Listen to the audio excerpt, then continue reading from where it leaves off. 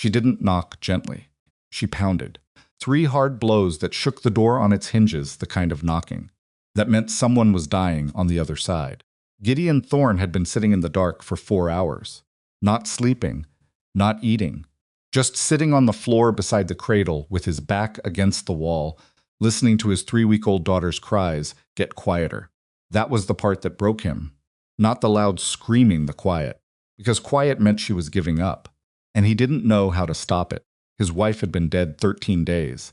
He had no milk, no neighbors within 5 miles, no road that wasn't buried under 4 feet of snow, and a baby girl who was fading so slowly he almost didn't notice until it was nearly too late. Then someone knocked on his door, and everything changed. Before we go any further, if this kind of story moves you, if you believe that real courage looks like showing up for someone who has nothing left, hit that subscribe button right now. Because we tell stories like this every single week. Stories about ordinary people who do extraordinary things when nobody's watching. Stories that remind you what it means to be human. Drop your city and country in the comments below. I want to see how far this story has traveled. And stay with us until the very end. Because what happens next is something you will not forget. The fire was almost out. Gideon knew it. He could feel the cold pressing in through the walls the way it always did when the wood burned down to coals not sharp, not sudden, just slow and patient, like something that had decided to wait him out. He hadn't moved to add more logs in over an hour. He told himself he was conserving what was left. He told himself a lot of things that night that weren't entirely true. The truth was he didn't trust his legs. He'd been on his feet since 4 in the morning. Before that, he'd been awake in the chair by the cradle, watching Maisie sleep in those short, restless stretches that never seemed to last more than 20 minutes before she woke again crying. Hungry, always hungry, and he had nothing to give her. He'd tried everything he could think of. Diluted the last of the condensed milk. So far it was barely more than warm water with a faint sweetness to it.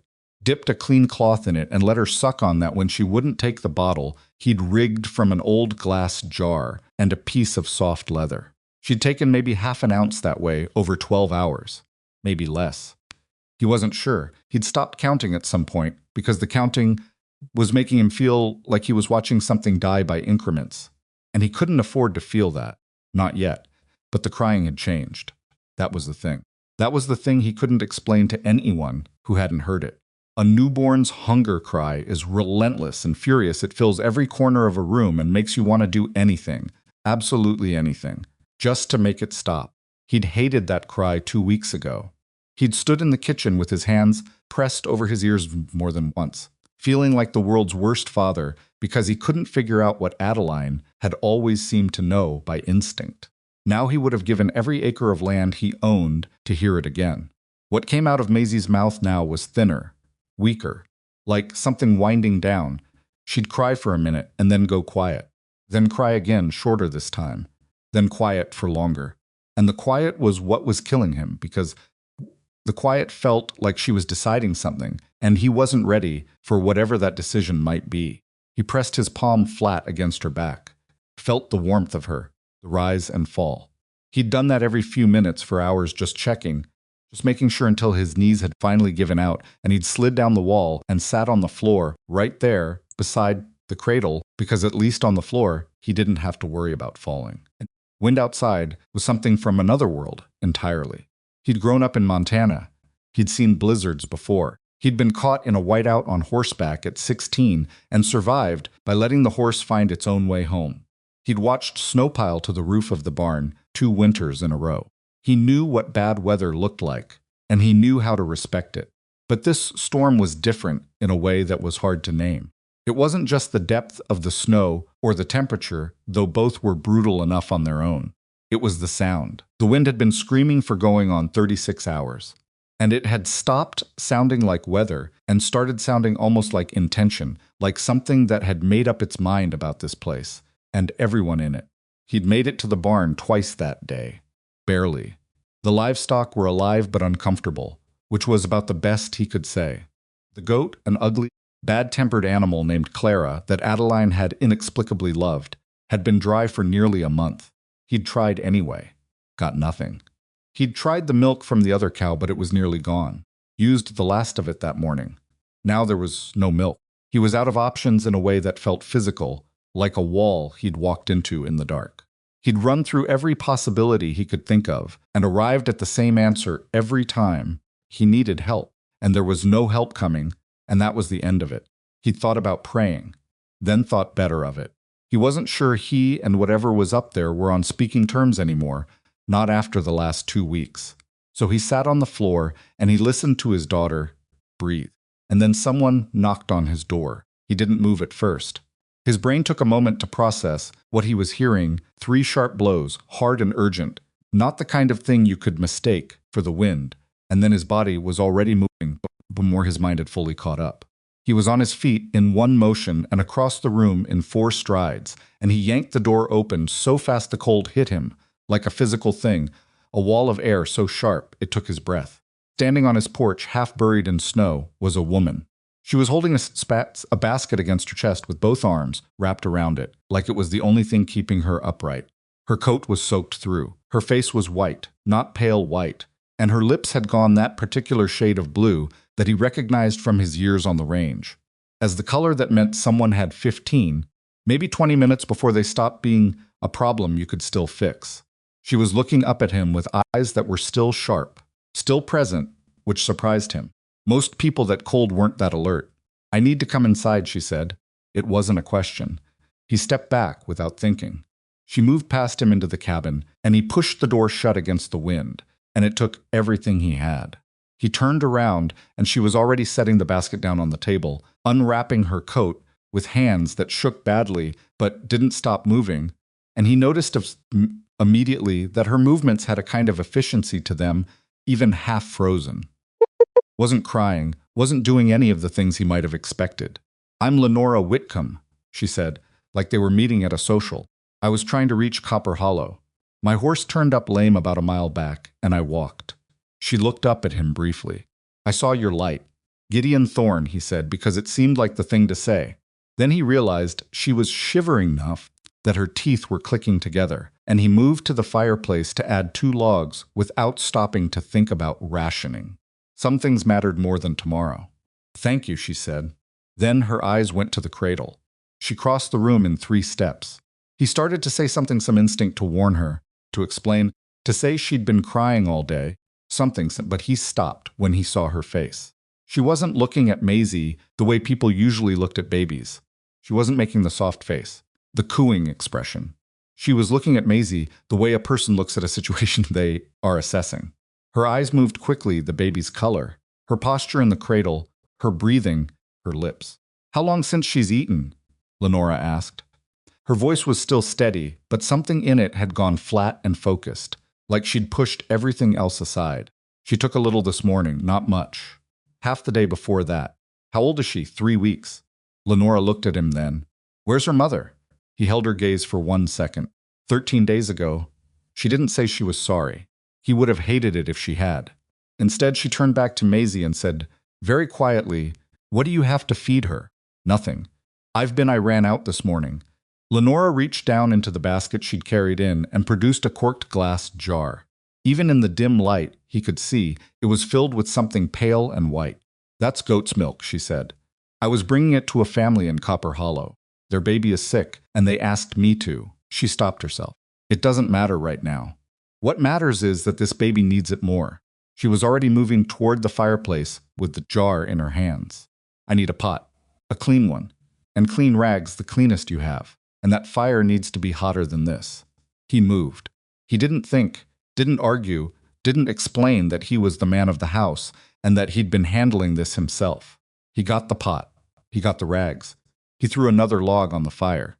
She worked quickly and without wasted motion. She poured a measured amount of milk into the pot. She held the back of her hand over the fire to judge the heat without touching the flame.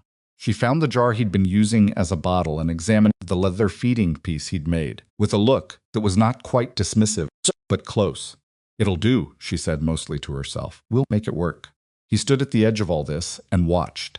And something happened in his chest that he hadn't felt in 13 days, not quite hope, not yet too early for that. But something like the first inch of space opening up in a room that had been getting smaller every hour. She warmed the milk precisely. Not too hot, she tested it on her wrist 3 times before she was satisfied. She wrapped Maisie in a warmer blanket she pulled from her bag. She held the baby against her chest at an angle he hadn't thought to try, supporting the head differently than he'd been doing, and she began to offer the bottle, and she didn't rush it. Maisie turned her face away. "That's all right," Lenora said.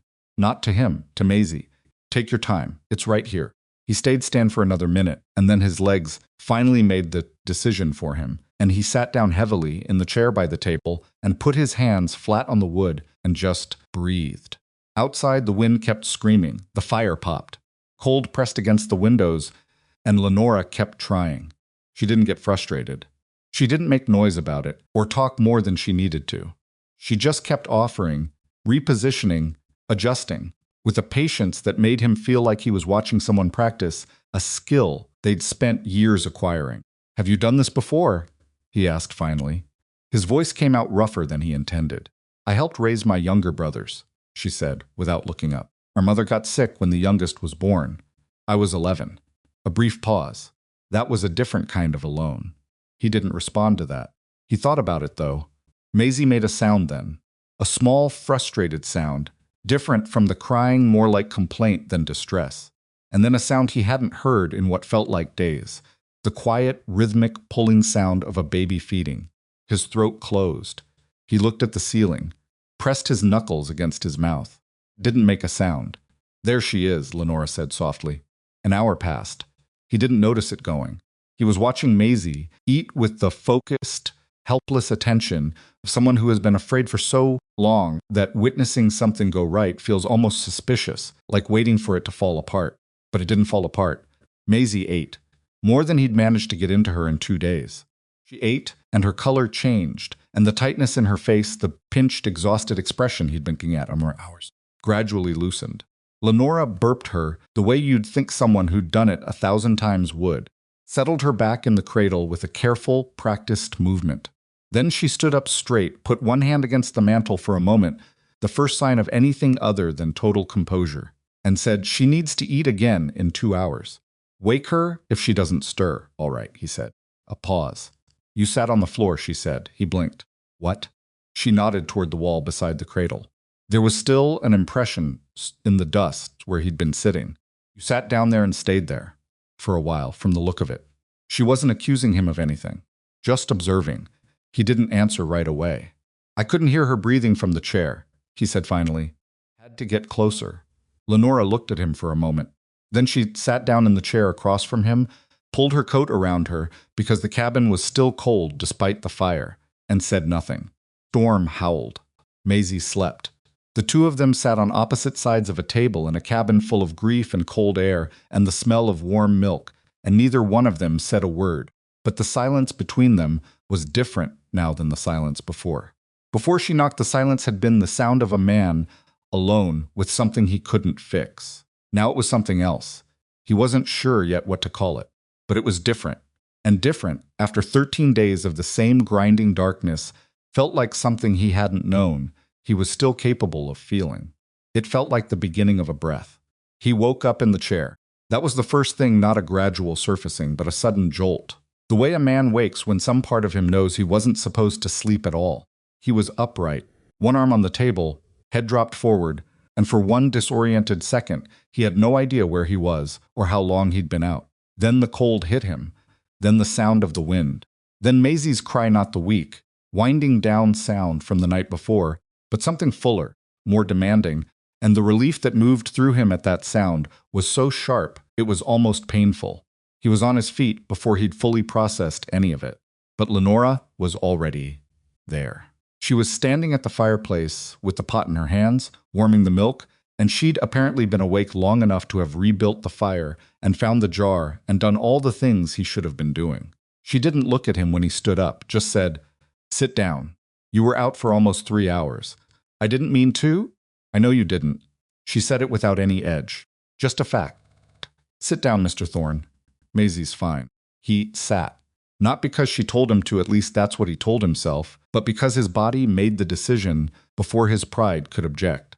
He put his elbows on and rubbed his face with both hands and tried to gather himself into something that resembled a functioning person.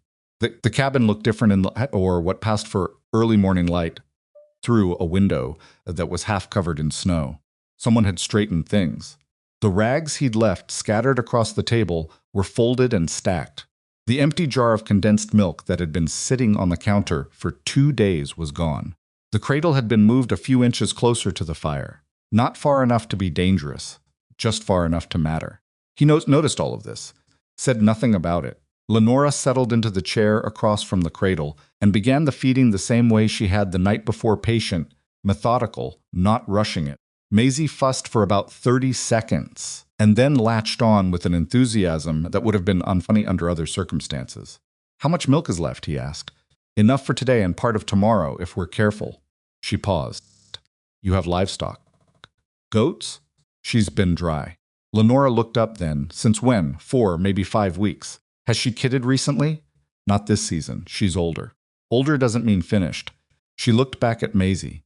"I want to try with her this morning." He almost said it was pointless. Almost explained that he'd already tried, that Clara was ornery and uncooperative on her best days, and that the last time he'd attempted to get anything from her, she had kicked the bucket across the stall and nearly taken off his kneecap. He thought about all of that, and then looked at the jar that was maybe 2/3 full, of the last of what Lenora had brought in that basket, and said, "All right, good." A pause. "Also, you're out of firewood on the porch." "I know. And there's a crack in the shutter above the window on the north wall that's been letting cold air in. I could feel it last night." He looked at her. She didn't look apologetic. "I wasn't sleeping anyway. I noticed things, so I gather," he said. He spent the first hour after sunrise digging. Most of its windows were dark. The snow had drifted against the woodpile on the east side of the barn to a depth that took him 40 minutes and most of his remaining strength just to get through. By the time he'd cleared enough to reach the wood and started ferrying logs back to the cabin in armloads, his back was screaming and his hands had gone numb inside his gloves twice. He stopped twice to warm them against his coat, kept moving. The wind had dropped somewhat overnight, but was already picking up again, and the sky had a particular white-gray flatness to it that he didn't like. The kind of sky that meant the storm wasn't finished. When he came inside with the 4th armload, Lenora was at the table with a piece of paper and what appeared to be a careful column-based accounting of everything in the cabin. "What is that?" he said, stacking the wood. "An inventory." She didn't look up. "You have less than you think." "I know what I have."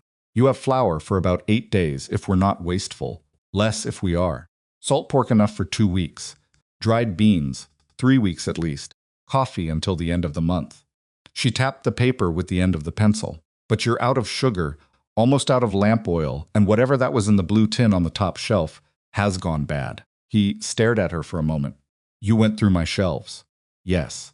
Now she looked up. Her expression was matter-of-fact in a way that wasn't quite an apology and wasn't quite defiance either. It was the expressions of someone who had made a practical decision and was prepared to explain it, but not to be ashamed of it. "But we're snowed in with a newborn and finite supplies. Knowing exactly what we have isn't nosiness, Mr. Thorne. It's the difference between running out of something in 3 days instead of a week and a half."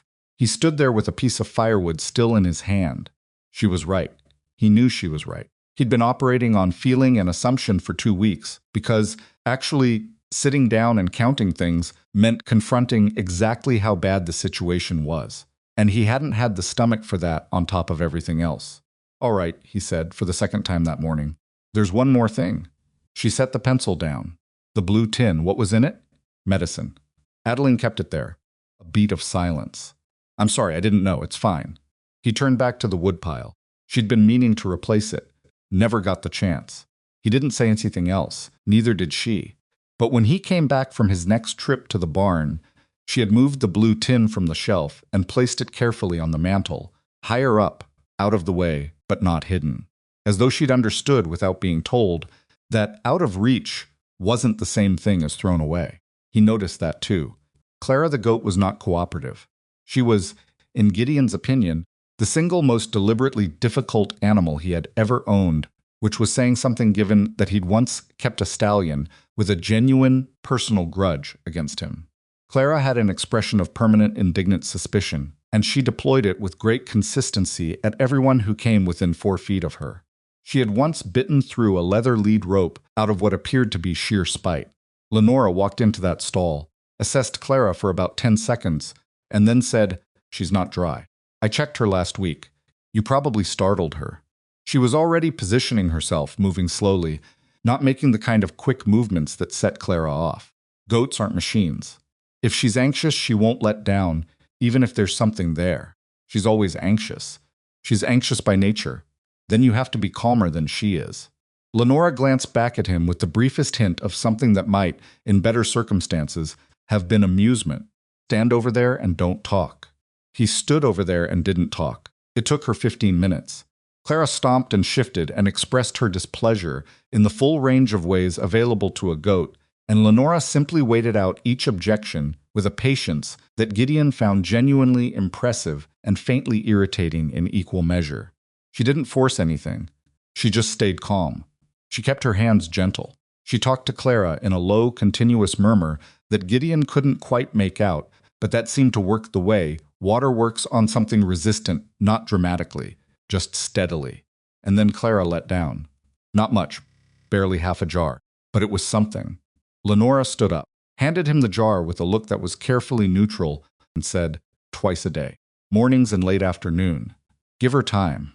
She walked back toward the cabin without waiting for his response. He stood in the barn with half a jar of goat's milk and the realization that he'd had the answer to one of his problems for a week and hadn't been able to reach it because he'd been too worn down to try differently. That particular thought sat with him for the rest of the morning. He watched her with Maisie at noon.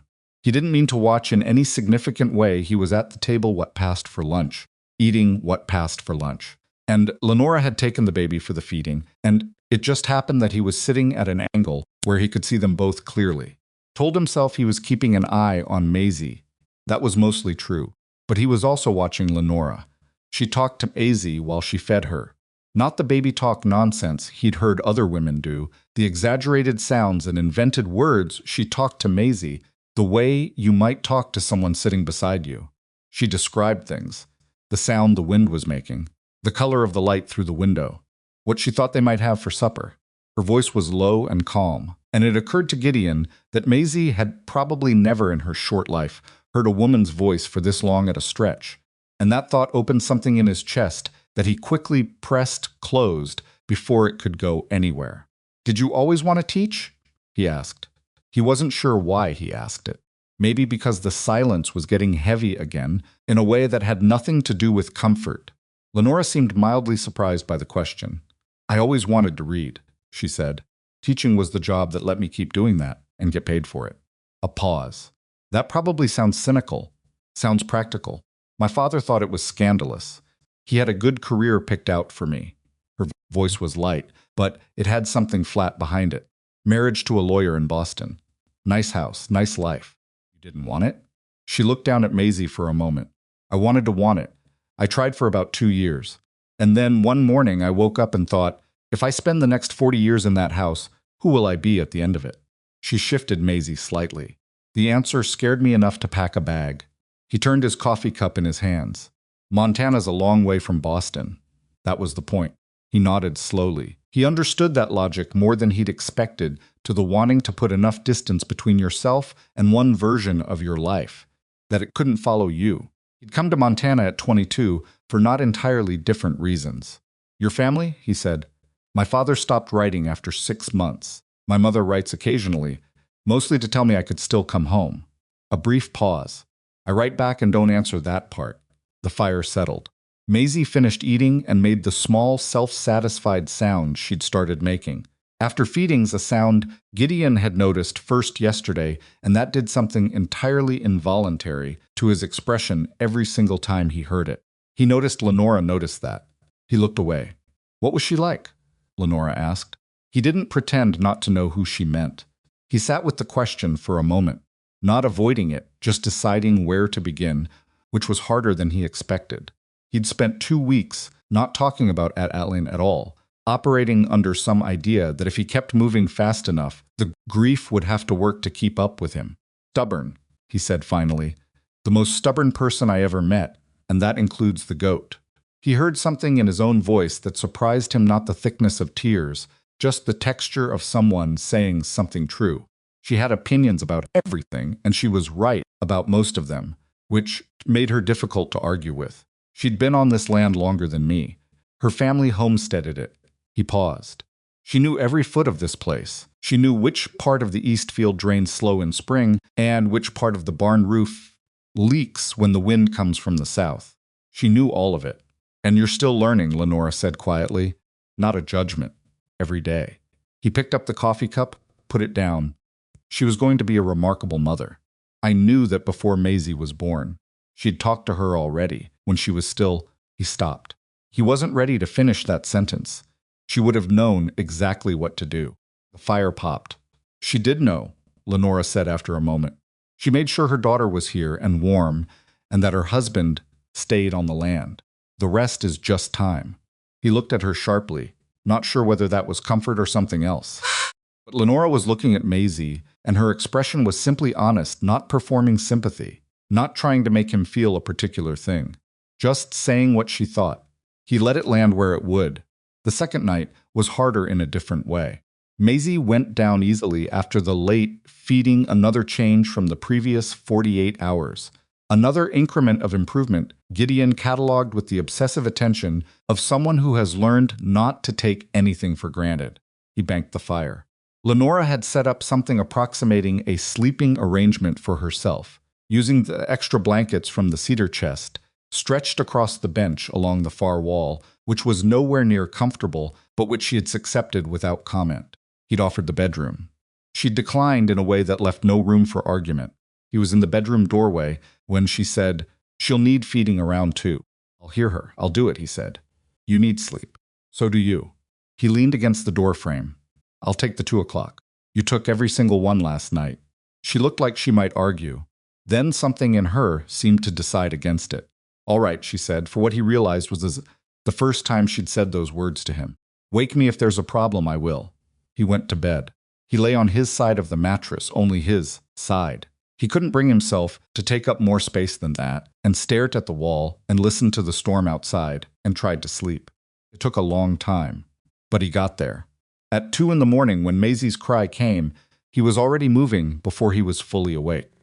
He picked her up the way Lenora had shown him, supporting the head from below, not cupping it, keeping her slightly elevated. He warmed the milk by feel in the dark, not quite getting it right the first time and having to wait longer, which Maisie objected to vocally. He got the feeding piece attached to the jar without spilling. He sat down in the chair beside the cradle and held his daughter and fed her in the dark at 2 in the morning while the snow blew against the windows. She ate. Not as efficiently as she did with Lenora. She fought it a little, turned her head, lost the latch twice. He had to reset each time with the patience he'd watched Lenora demonstrate, without the natural ease of it yet, without the certainty. But she ate. She ate and she grew quiet, and eventually she slept against his chest with the warm, dense weight of her that he had not allowed himself to fully feel until this moment. He stayed in the chair for another hour after she fell asleep, not because she needed him to, just because he wasn't ready to put her down. 3 days in, they found a rhythm. Not a comfortable one, not yet. There were too many rough edges for comfortable. Lenora had opinions about the way the dried beans should be cooked that were different from his opinions, and neither of them was entirely wrong, which made it worse. He was a man who'd been alone in this space long enough to have a specific way of doing every small thing, and having those things changed without discussion grated on him in ways he recognized as petty and couldn't entirely suppress. She stacked the firewood with the split pieces facing inward, which he thought was inefficient. He left his boots next to the door instead of on the mat, which he could tell irritated her even though she never said so. They circled around each other in the cabin the way 2 people do when the space is too small and the situation too large, careful, watchful, reading the other person's mood with the heightened attention of people who don't have the option of walking away. They also figured things out.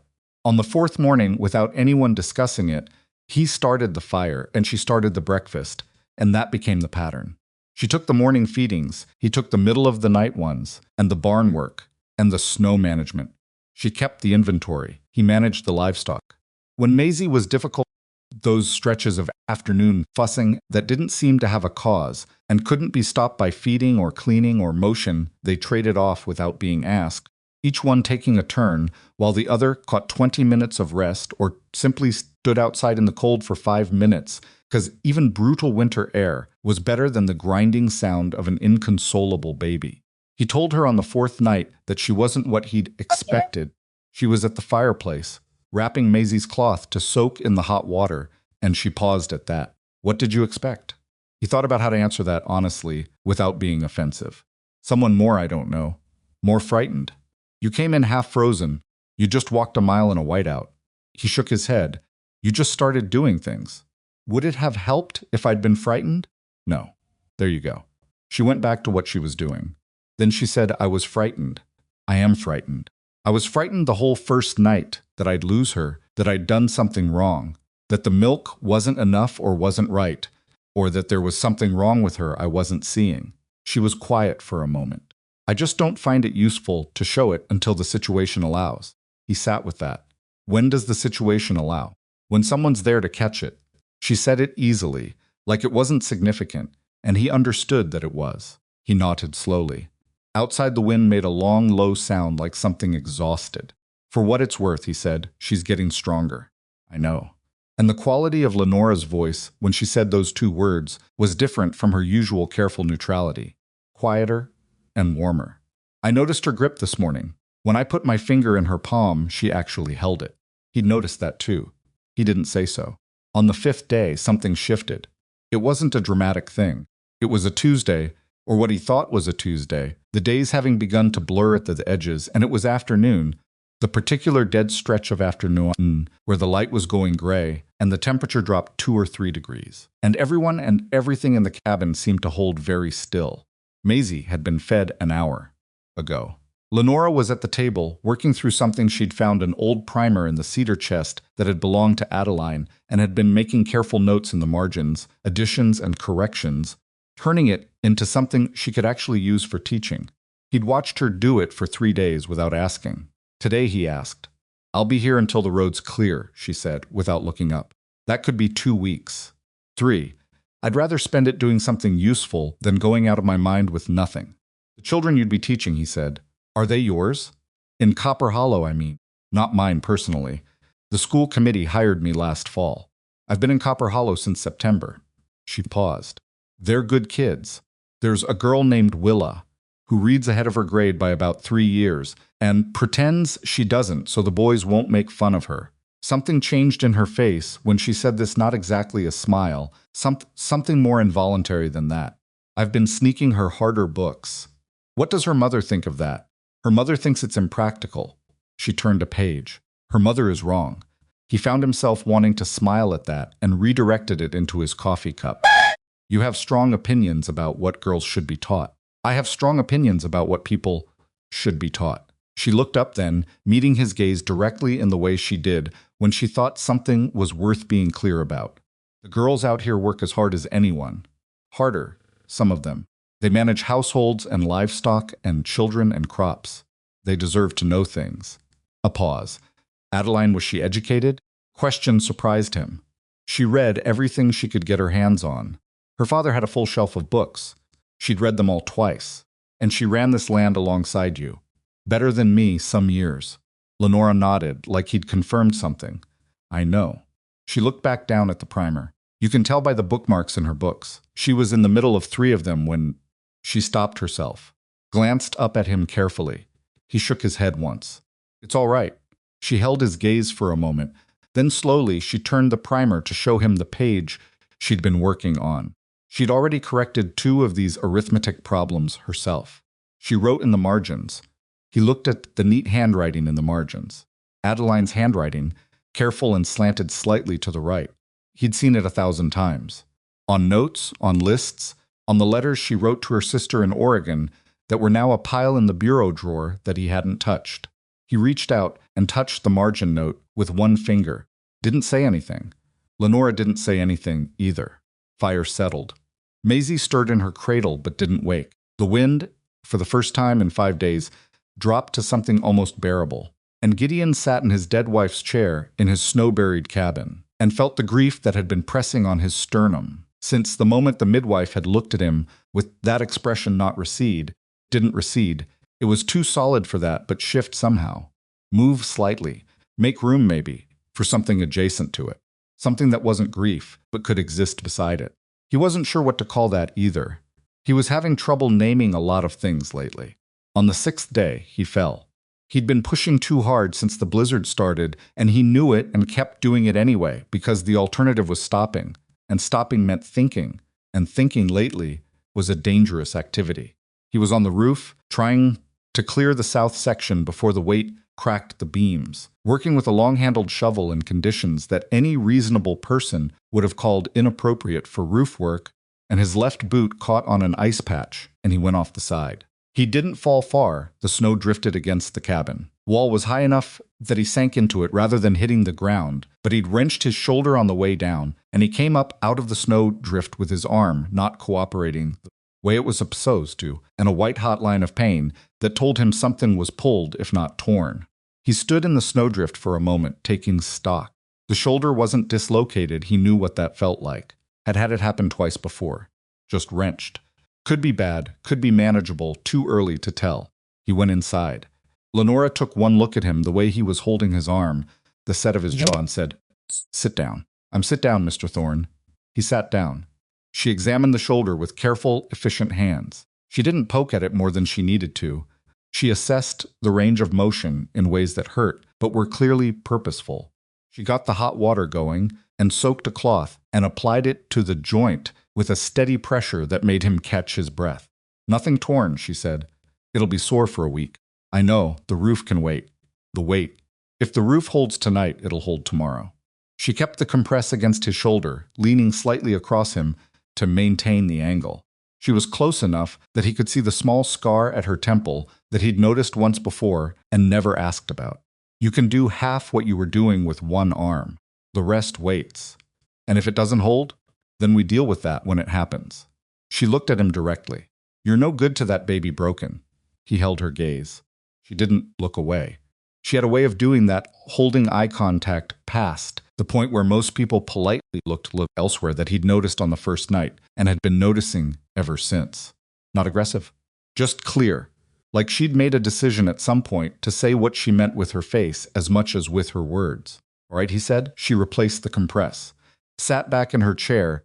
"How did you get it?" "Your shoulder, Roof." "I know that part." "How did you actually fall?" He told her. "Ice patch, boot, wrong angle." She listened without interrupting. When he finished, she said, "You were up there alone." "Yes." "In this wind. The roof needed." "I understand what the roof needed." Her voice had gained something, not quite sharp, but firmer than usual. "If you'd actually fallen, hurt yourself badly enough that you couldn't move, what would I have done?" He hadn't thought about it from that angle. He realized, looking at her face, that she'd thought about it clearly, and it had frightened her, and she was now telling him that without using the word frightened. "You'd have managed," he said, meaning it. "I'd have managed Maisie." She held his gaze. "What would I have managed you with?" He sat with that. Outside, the wind picked up again in one of its periodic surges, pressing against the cabin walls with a sound like something impatient. "I'll take someone with me next time," he said. "You'll tell me before you do something like that next time," she said. So I know. So I'm not sitting here wondering why it's taken 40 minutes to hear your boots at the door." A pause. "That's all I'm asking." He looked at her for a long moment. "I didn't know you were listening for my boots," he said. Her expression shifted slightly, almost imperceptibly, but he was watching closely enough to catch it. "I notice things," she said. "We established that."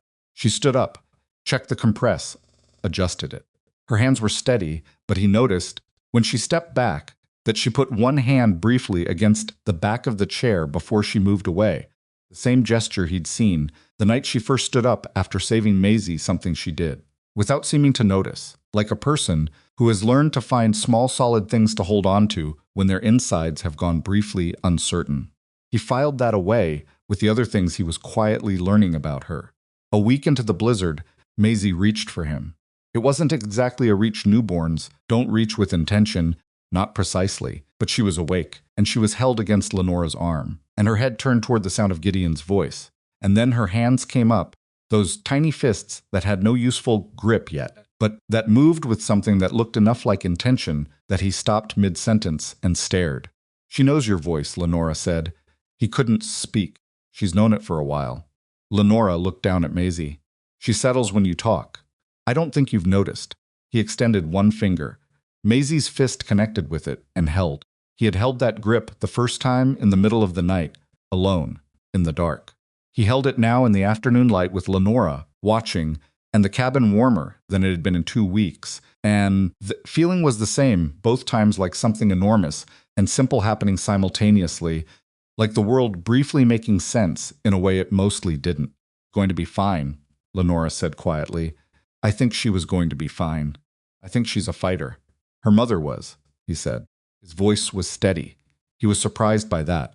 Lenora was quiet for a moment. "Tell me something about Adeline that isn't sad," she said. He looked up. "Not because the sad parts don't matter," she said. "I just think she was a whole person. You know the sad parts too well right now. Tell me something that makes you almost laugh." He thought about it, and then slowly he started talking. He told her about the time Adeline had argued a fur trader into a better exchange rate for 20 minutes in the rain and come away with an extra $2 and a jar of honey and had been insufferably pleased with herself for the rest of the week. He told her about how Adeline had believed absolutely in the medicinal properties of a particularly vile herbal tea that tasted like rotted wood and had made him drink it every time he got a cold, without exception, regardless of how much he objected. He told her about the way Adeline sang off-key to the livestock when she thought he was out of earshot, and how he'd figured out a long time ago that the livestock gave better milk after she'd done it, and how he'd never told her he knew because he didn't want her to stop. He talked for a long time. Lenora listened the same way she did everything, with complete attention, without interrupting, without filling the spaces with sound. When he finally ran out of words, she didn't say anything for a moment.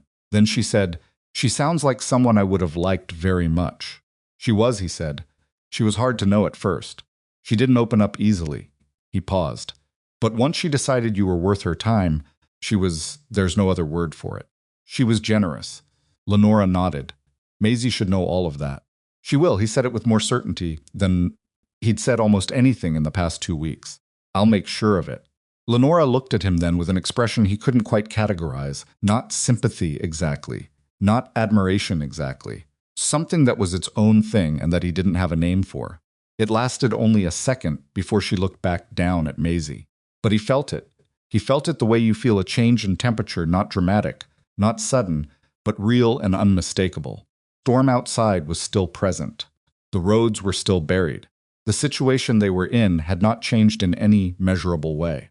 But something between the two of them in that cabin, in that specific moment, on that specific afternoon, had quietly crossed a line that neither of them commented on. Later, Gideon would think that this was the day when surviving together had stopped being the only thing happening between them. He would not say this out loud for a long time, but he would remember the afternoon light, and Maisie's fist around his finger, and the way Lenora's expression lasted 1 second longer than it needed to. And he would know, with the kind of certainty that doesn't ask for proof, that she would remember it too. The storm broke on a Thursday. Not dramatically. There was no single moment when the wind stopped, and the sky cleared, and the world announced itself transformed. It was more gradual than that, more anticlimactic, the way most things actually end. Gideon woke on Thursday morning and realized the sound against the windows was different, lighter, and when he opened the front door, the air that came in was still cold, but it had lost that particular brutality, that sense of intention. The snow was still everywhere, still chest-high in the drifts against the north wall, still covering every road and fence line as far as he could see. But it had stopped falling. The sky overhead was the pale, washed-out blue of something that had finally exhausted itself. He stood in the doorway for a long moment without saying anything. Behind him, he heard Lenora get up and cross the room. She stopped at his shoulder and looked out at the same landscape. Maisie was asleep. She'd been sleeping in longer stretches now, 4 hours sometimes, a development that had changed the entire texture of their days in the cabin. "Roads will be passable in a week," Gideon said. "Maybe less if it warms up." Lenora didn't answer immediately. She was looking at the hillside to the east, where the snow lay smooth and unbroken and glittering in the early light. Maybe, she said finally. He turned and went back inside to start the fire. Lenora stood in the doorway for another minute before she followed. Neither of them said what they were both thinking, which was that a week ago, the end of the blizzard had felt like the answer to everything. And now, standing in its aftermath, neither of them was entirely sure what it was the answer to. Stayed. The first day after the storm ended, she stayed, because the roads were genuinely impassable, and there was no argument to be made against that. The second day she stayed, because Clara had finally established a real pattern, and disrupting it seemed unwise. The third day she stayed because Maisie ran a slight fever in the evening, nothing serious, but enough that leaving felt wrong, and Gideon's face, when he noticed the warmth of the baby's skin, did something to Lenora's practical resolve that she chose not to examine too closely. By the fourth day, the roads were still technically impassable, but less so, and Lenora knew it, and Gideon knew it, and they moved around each other in the cabin with a careful quality to everything, like two people who have reached an edge and are both pretending not to notice. He didn't ask her to stay. She gave him credit for that. He wasn't the kind of man who would have used Maisie as a lever, would have said, "The baby needs you," or "I can't manage without you," both of which had varying degrees of truth to them, and both of which would have been manipulative in ways he seemed to instinctively understand. Instead, he just continued doing what he'd been doing, tending the livestock, clearing the paths between the cabin and the barn, handling the heavy outside work, while she handled the inside work, and they met in the middle of the day over food and in the evenings over the fire, and continued the conversation that had been running, with interruptions, since the night she'd arrived. It wasn't a simple conversation. It didn't follow a line. It looped back on itself, picked up threads from days earlier, dropped things that were too complicated, and returned to them when one of them was ready. He'd ask something about Boston, and she'd answer, and then ask him something about his family, and he'd answer, and then sit quietly for a while, and then one of them would say something that opened a new direction entirely. She learned that he'd come to Montana with a friend from Ohio who had died of fever in his second winter, and that Gideon had stayed partly because leaving felt like abandoning something, though he was never entirely sure what. She learned that he read more than she would have guessed, which, though the evidence had been on the shelves all along, and that his reading was unsystematic and entirely personal, driven by whatever he happened to find or trade for, which meant his knowledge had these strange, deep pockets and equally strange gaps. He learned that she'd been engaged once, briefly, to a man in Boston who had been perfectly suitable in every observable way and who had made her feel, slowly and without any single dramatic incident, like she was becoming smaller. He learned that she'd ended it, and that her father's reaction had been the thing that finally convinced her to leave for good, not because he'd been cruel, but because he'd been entirely unsurprised, as though the life she'd chosen confirmed something he'd already decided about her. She told Gideon this with a flatness in her voice that he recognized as the tone people use, for things that have been examined enough times to lose their acute sting but haven't lost their weight. On the fifth day after the storm broke, she went back to teaching. Not in Copper Hollow, the road was still not passable for that distance. But word had gotten to two of the neighboring families that the schoolteacher was at the Thorn Ranch, via the complicated frontier network of proximity and sightlines and smoke signals that functioned as communication in the basin, and two women had appeared at the cabin door. One morning, a Mrs. Halvorsen and a Mrs. Pike, with their collective 4 children, and a somewhat awkward combination of expressions on their faces. Gratitude for the fact that their teacher was alive and well. Curiosity about why she was at the Thorn Ranch. A particular quality of reserve that Lenora registered immediately and that she knew from experience was the beginning of something she'd have to address sooner or later. She addressed the teaching part immediately. She set the children up at the table with the corrected primer and went to work, and for 3 hours she was entirely and recognizably herself, in a way that Gideon, watching from the corner of the room where he was pretending to mend a harness, had not quite seen before. She moved between the children with an energy that was different from her energy, with Maisie sharper, more kinetic, quick to redirect and quick to engage. The girl she'd mentioned, Willa Halvorsen, turned out to be 8 years old with dark, serious eyes, and a way of absorbing information that was almost physical, leaning forward over the page like she could take it in through proximity. Lenora caught Gideon watching Willa at one point and gave him a look that said, "Now you see what I mean," without saying a word. Mrs. Halverson and Mrs.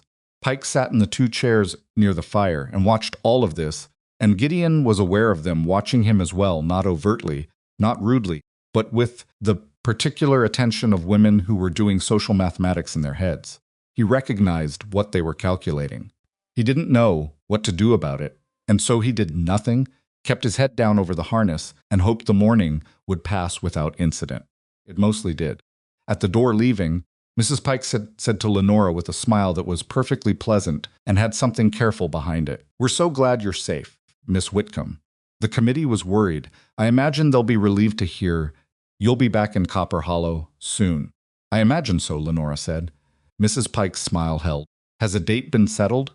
"The roads will determine that," Lenora said, in a tone so even it left nothing to push against. "As I'm sure you understand." Mrs. Pike said that of course she understood. She said it warmly. She left with her child and her warmth and her careful eyes, and when the door closed, Gideon became aware that the cabin felt different with just himself and Lenora and Maisie in it, smaller somehow, more defined. He wasn't sure whether that feeling was good or bad and decided not to try to classify it.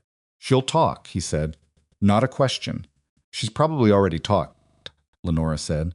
She went to Maisie without further comment, checked the baby's temperature with the back of her wrist. The fever had broken fully 2 days ago, but she still checked. Probably its windows were dark, probably always would for a while, and went about her afternoon with the brisk competence that meant she was processing something privately and didn't want assistance with it. He gave her the space. He'd learned to read that particular signal. But the community had its own momentum, and it cared very little about the processing schedules of the individuals it had decided to have an opinion about. The men came on a Tuesday, 2 of them. Gideon was at the barn when he heard the horses, and he came out to find a pair of riders picking their way up the still difficult road from the south. He recognized one of them, Warren Fitch, who served on the school committee and who also operated the general store in Copper Hollow, and who had always struck Gideon as a man constitutionally suited to the management of other people's affairs. The other man he placed after a moment as the committee chairman, a rancher named Caldwell who owned a substantial spread to the west and who had a way of standing with his chest forward that suggested he considered it his natural position in any group. They tied their horses at the post. Fitch nodded at Gideon with the particular nod of a man who has come to deal with something unpleasant and has decided to be civil about it. "Thorne," he said. "Fitch?" Gideon looked at Caldwell. "Caldwell." "We've come to see Miss Whitcomb," Caldwell said. Straight out, no preamble, which Gideon supposed he should give the man credit for. "She's inside. We'd like a word with her." A pause. "Privately, if possible." Gideon looked at him for a moment. "I'll let her know you're here," he said, and went inside.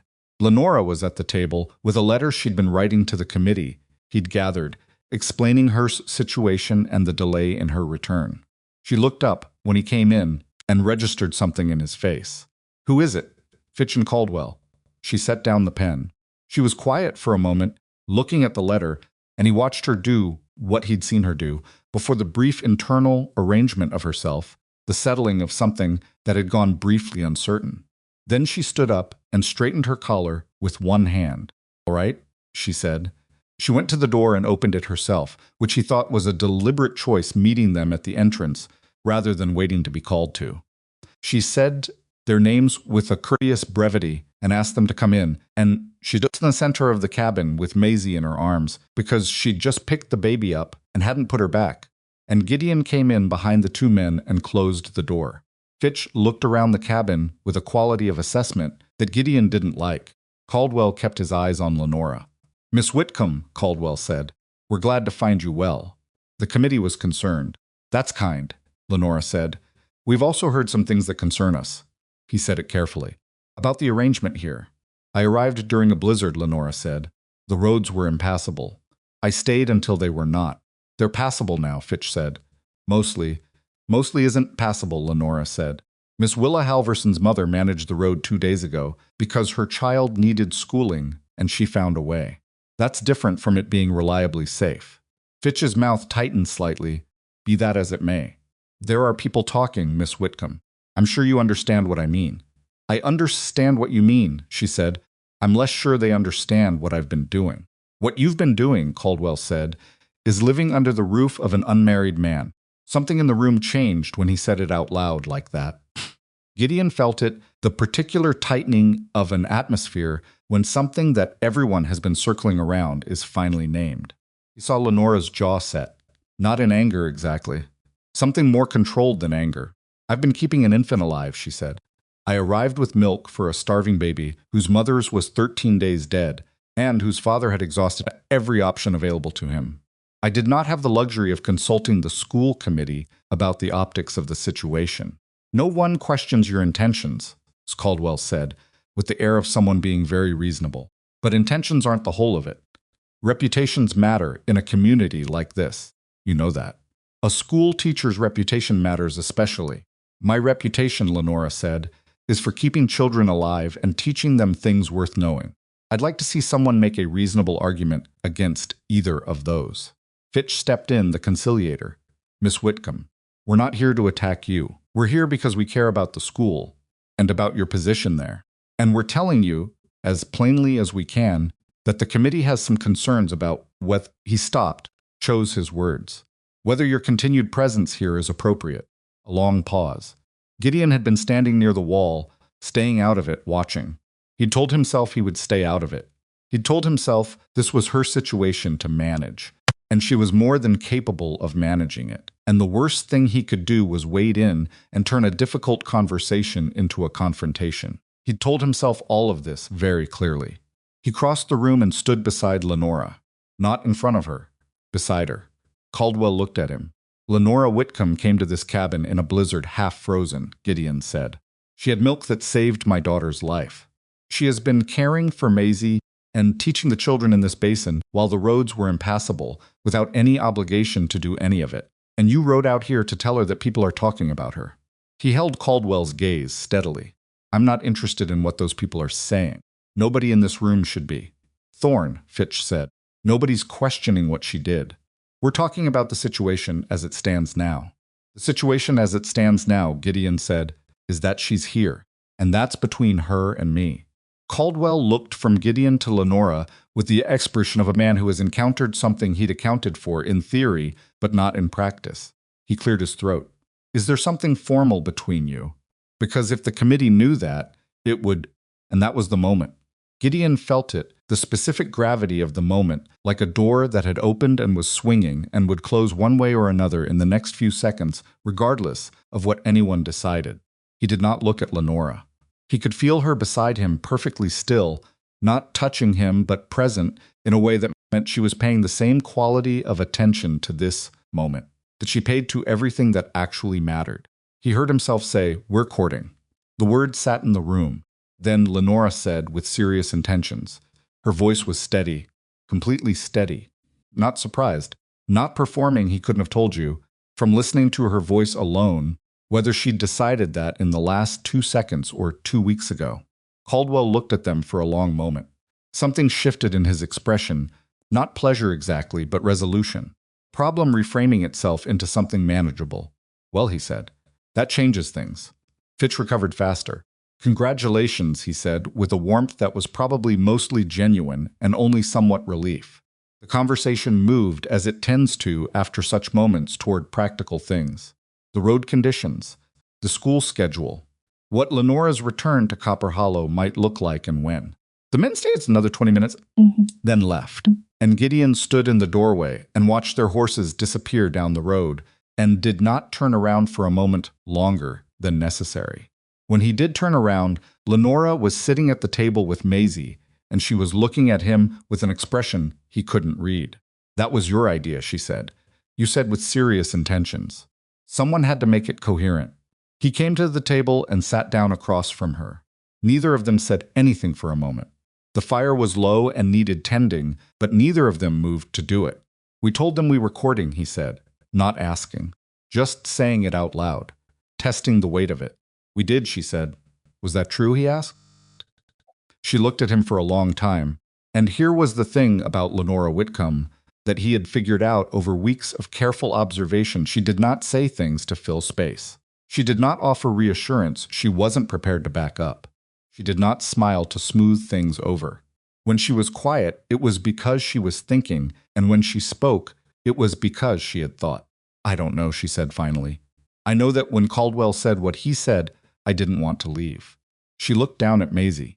I'm not certain whether that's about you or about her, or about the fact that I have never liked being told where to go. A pause. I think it might be all three. And I don't know what that makes it.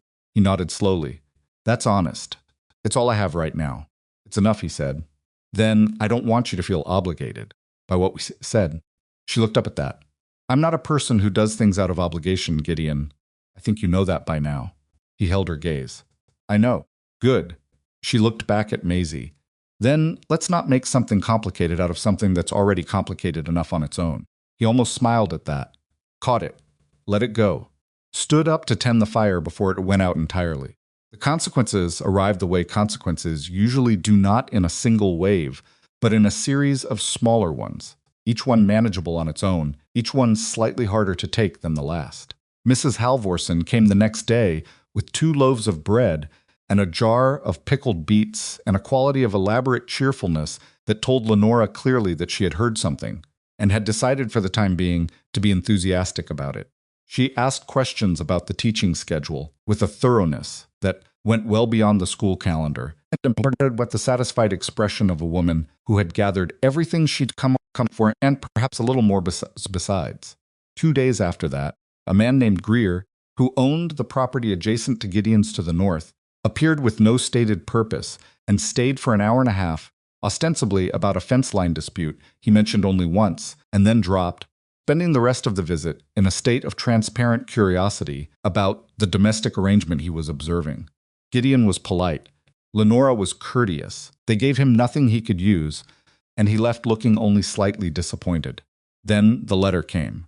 It arrived with a writer from Copper Hollow, a boy of about 15, who'd made the trip specifically for the purpose, which told Lenora before she'd even opened it that the letter was considered important by whoever had sent it. The return indicated the school committee. She read it at the table while Gideon watched her from across the room. He saw her read it once quickly, then read it again slower. Then she set it down and was very still for a moment. What does it say? He said. Not really a question. The committee met. She looked at the letter without picking it up again. They're postponing my contract renewal. They want to discuss the circumstances of my recent conduct before they commit to the next year's arrangement. She was quiet. Fitch signed it. Caldwell didn't. Gideon crossed the room in 4 steps and picked up the letter. He read it standing, and what he felt reading it was not what he expected. He'd expected anger, clean, clear anger at the committee and their circumstances and their careful language that meant what it meant without saying it.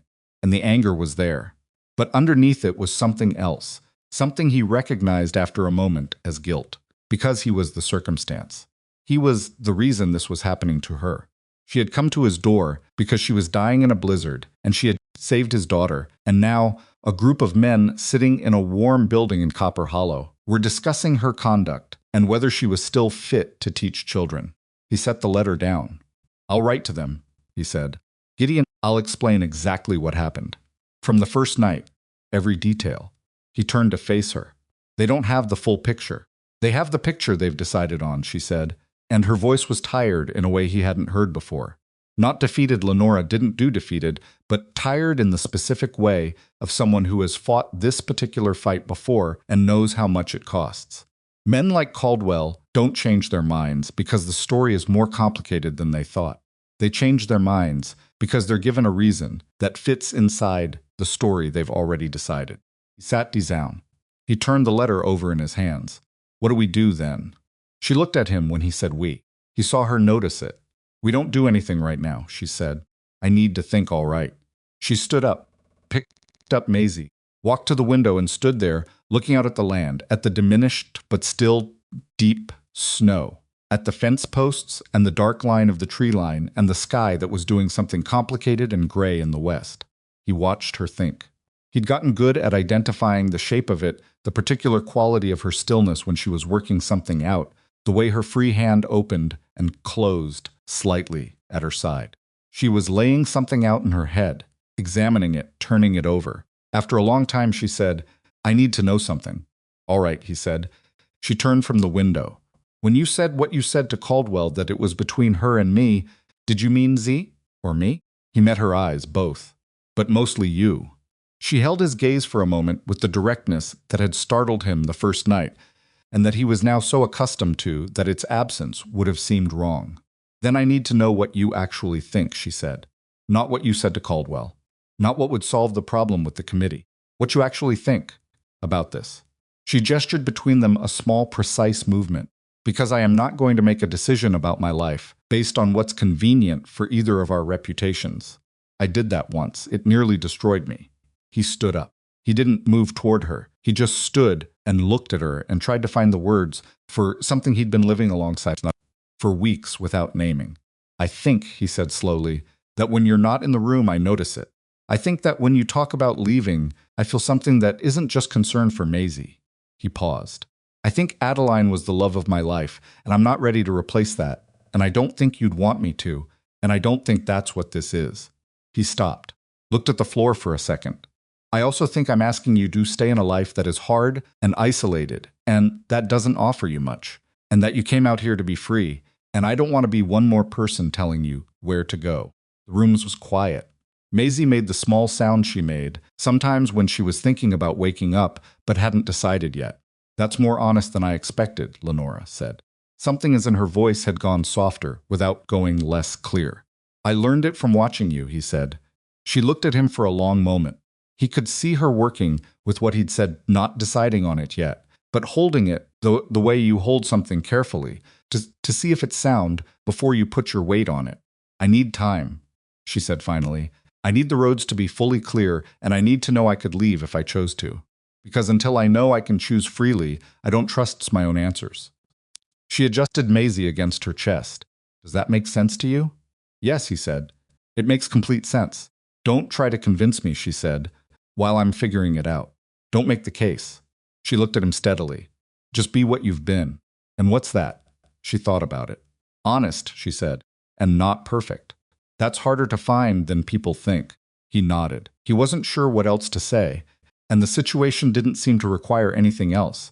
So he sat back down, and she went back to the window, and they were quiet together in the way they'd gotten good, at not the silence of two strangers trapped in a space, but the silence of two people who had learned that the space between them was not empty, that it could hold things. That evening, Lenora wrote back to the committee. She didn't show him the letter before she sent it, and he didn't ask.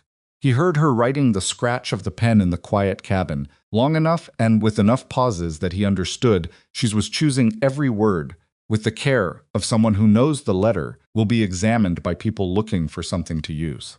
When she finished, she folded it and sealed it and set it beside the front door to go out with the next writer. He found out later, much later, what the letter had said.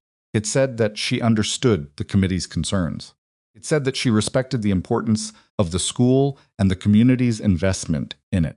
It said that she had been in an extraordinary situation and had acted as her conscience required, that she would not apologize for that. And it said this was the part that made him sit quietly for a moment, that whatever she decided about her personal arrangements was not a matter for committee consideration, and that she trusted the committee to judge her on what happened in the classroom, and not on the content of her private life, and that if they were unable to make that distinction, she would be very sorry to discover it. She'd sent it without telling him, without asking whether he thought it was wise. She'd written it herself and made her own decision and dispatched it before the doubt could get to it. He loved that about her. He hadn't realized, until he felt the specific quality of that particular feeling, exactly how much he'd come to love, the way she moved through the world not easily, not without cost, but on her own terms and with her eyes open. He'd been watching it for weeks. He'd admired it, cataloged it, been occasionally infuriated by it. But standing in the cabin that night with Maisie asleep in the cradle and Lenora's sealed letters sitting by the door, he understood that what he'd been calling admiration was not entirely what it was. He didn't say anything about it. She'd asked him not to make the case, and he wasn't going to make the case. He was going to wait the way she'd asked him to wait, not patiently, because he was not a patient man, and he wasn't going to pretend otherwise, but deliberately, and with the understanding that if she left, he would understand why, and if she stayed, it would mean what it was supposed to mean. He banked the fire. He checked on Maisie, her color good, her breathing even, her grip still tight when he ran his finger across her small palm. He stood at the cradle for a moment in the dark. Outside, the last of the snow was doing what snow eventually does, melting at its edges, pulling back from the fence posts, showing inch by inch the shape of the land underneath muddy and churned, and not exactly beautiful, the way land always looks when winter finally lets go of it, but real solid there. Spring was not here yet, but it was coming. He could feel it in the quality of the dark, in the change in the air when he opened the door, in the fact that the Thamai to the east had started talking again after weeks of frozen silence. Things were moving. He didn't know where they were moving toward. He had the honest answer to that question he didn't know, and he'd given that answer to the only needed person in to hear it. Now it was her turn, and he would wait for it the way he had learned, in the past month, to wait for all things that actually mattered not easily, not without it costing something, but with his eyes open and his door unlocked and one light burning in the window. The committee's response arrived 11 days later. Not Fitch this time. Caldwell himself, which meant something, though Lenora read his tone carefully before deciding what. The letter was 2 pages, which was also something. Men like Caldwell didn't spend 2 pages on matters they'd already settled. He wrote about the school's importance to the community. He wrote about the standards expected of educators in a frontier settlement, where impressionable families looked to the school teacher as a representative of something larger than just arithmetic and reading primers. He wrote about reputation with the gravity of a man who has never had reason to question his own. And then, in the final paragraph, after all of that careful architecture, he wrote that the committee had voted to hold her position pending her return and a meeting to discuss the matter in person. They hadn't fired her. Lenora read the letter twice at the kitchen table while Gideon was out at the barn. When he came in, she handed it to him without comment and watched him read it. He looked up when he finished. That's not a yes. It's not a no either, she said. It's a wait and see, which from Caldwell is nearly generous. You could fight it, he said. They try to use it to push you out. You could. I know what I could do, she said quietly. Let me figure out what I want to do first. He put the letter down. He didn't push. She gave him credit for that, the same credit she'd been quietly giving him for weeks, for all the things he didn't do that other men would have. He didn't argue when she needed to think. Fill silence. He didn't fill silences with reassurance that was really about his own discomfort. Waited. Imperfectly, visibly, with the particular tension of a man whose instinct was to act and who was choosing not to. She could see the effort it cost him. That was the part she found, she trusted most, strangely. The visible effort. If it had been effortless, she wouldn't have believed it.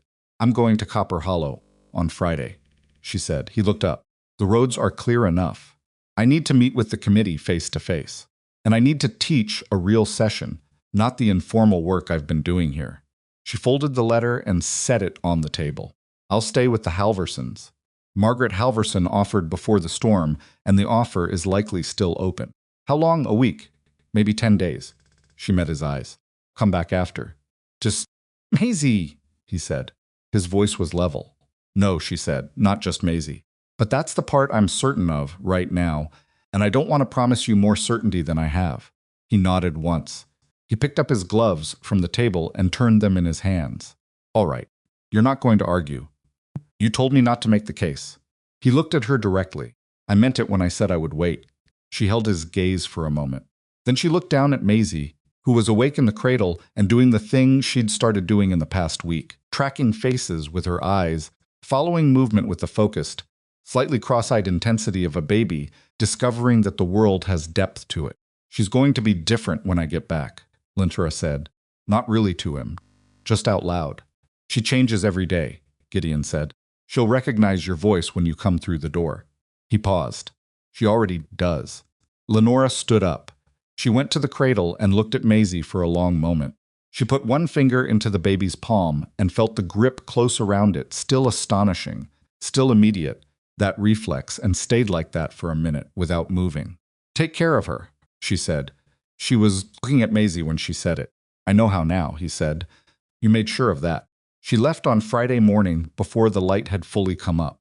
He'd offered to ride with her to the edge of the passable road, and she'd said no, which he'd expected. He'd offered to send word if anything changed with Maisie, and she'd said yes, please, immediately, which he'd also expected. He stood in the doorway with Maisie against his shoulder and watched Lenora pack her traveling basket, reorganized since the night she'd arrived with it, sorted and repacked with the same systematic efficiency she brought to everything. And I watched her put on her coat and pull on her gloves and check the horse he'd saddled for her with a practical eye that assessed the girth and the stirrups without comment because they were correct. She paused at the door.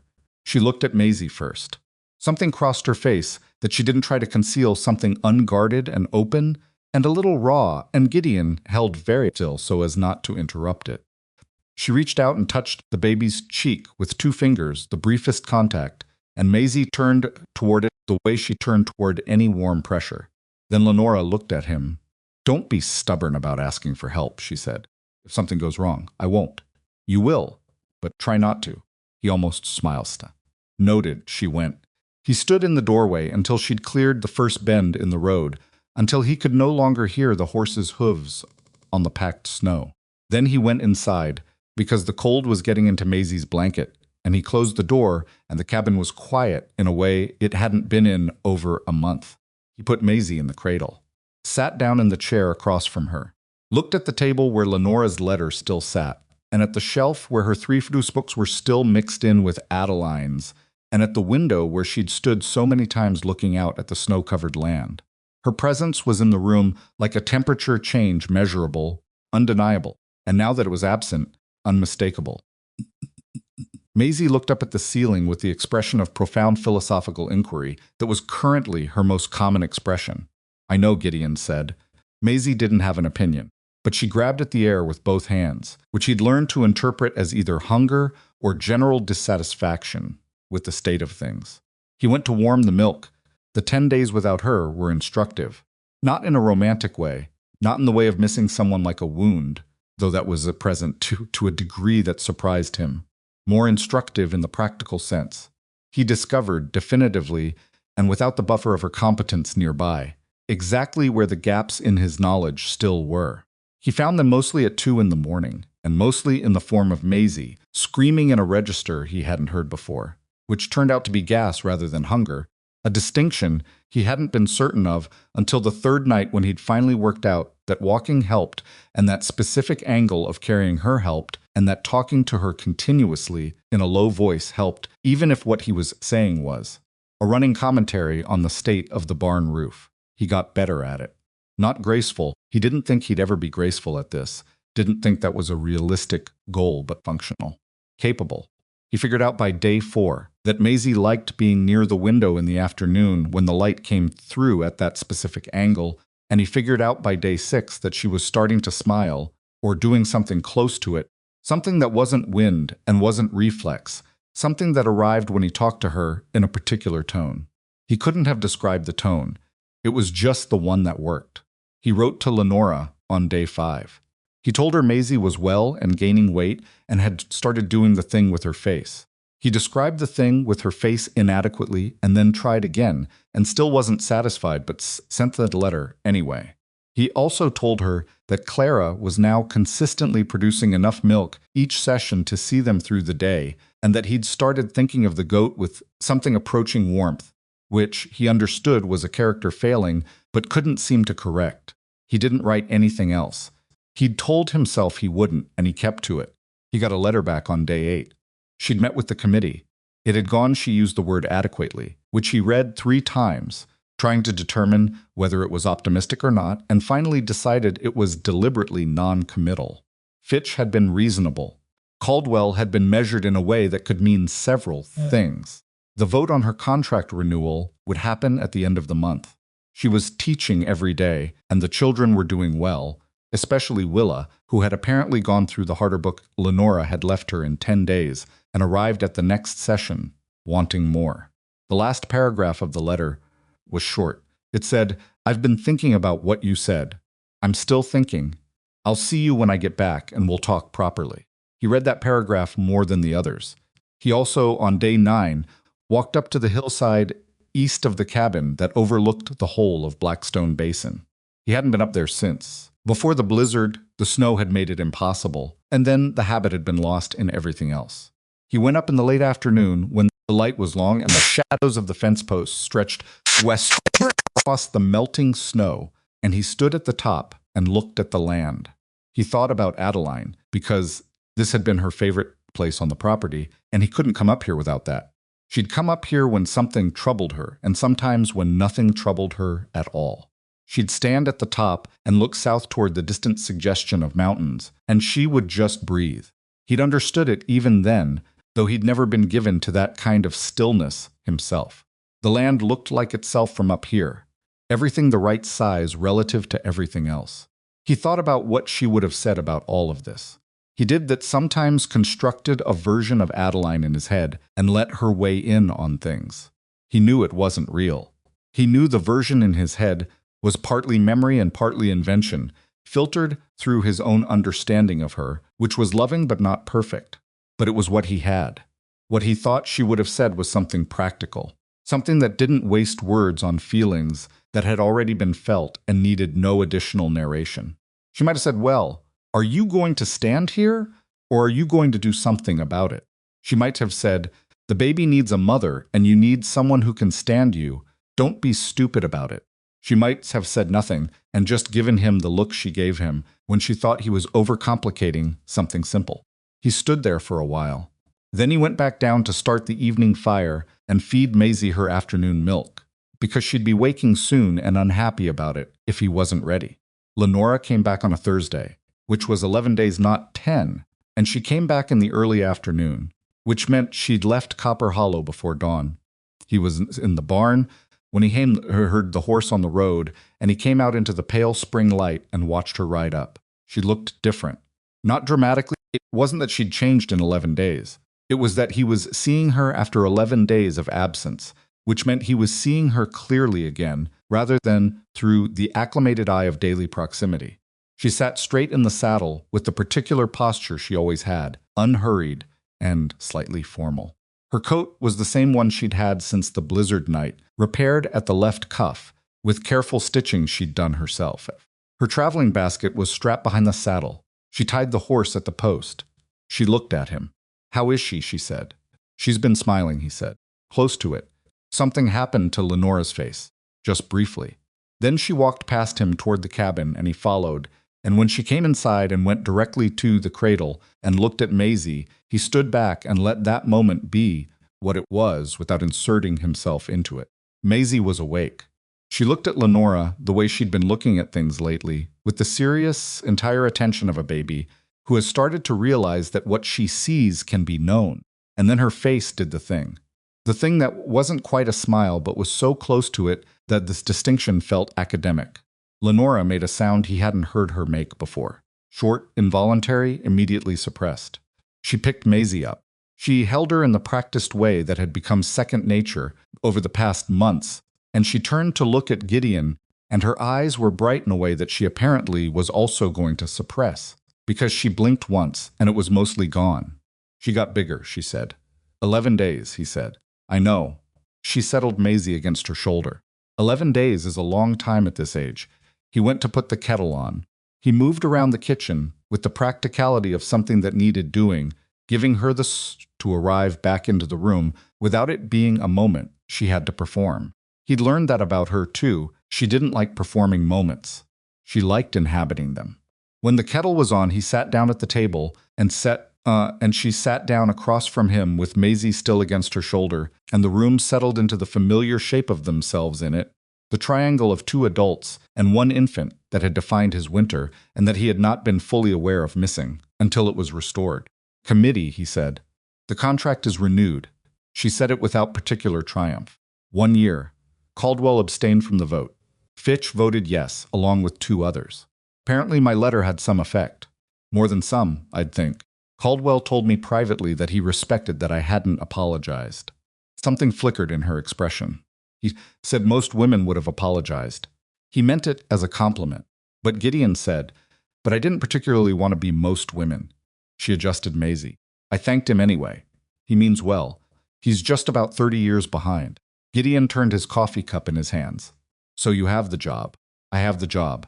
And Copper Hollow. And Copper Hollow. She looked at him steadily. I told you I'd come back and we'd talk properly. You did. I've been thinking, she said. The whole 11 days, really. I tried to think about it the way I think about problems that have clear answers, and I kept running into the fact that this doesn't have a clear answer. It has a true answer, which is different. He held her gaze and didn't say anything. The true answer, she said, is that I didn't want to leave.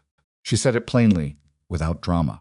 I tried very hard to examine that and find the part that was about Maisie or about practical circumstance or about not wanting to be pushed out by the committee.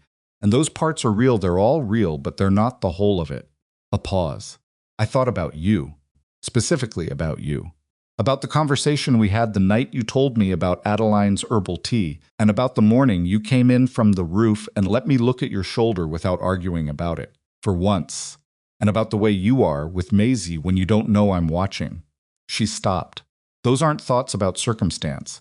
He was very still. I'm also afraid, she said. I want to be clear about that because I think you deserve to know. I'm afraid of losing myself. I did that once before, and I was afraid enough of it that I came 1,700 miles to get free of it. And I know, she paused, choosing precisely. I know that you're not him. I know that you're not the same situation. But the fear doesn't know that yet. That's fair, he said quietly. I also know that you're a widower with an infant and a working ranch and a grief you're still inside of, she said. And I'm not asking you to be past that. I'm not expecting to walk in and have that resolved. She stopped again. This pause was different, shorter, like she was crossing something rather than thinking. I need you to tell me honestly that there's room for me. Not for a replacement. Not for someone to fill a shape. Room for me specifically. He leaned forward with his elbows on the table. He thought about what she'd asked.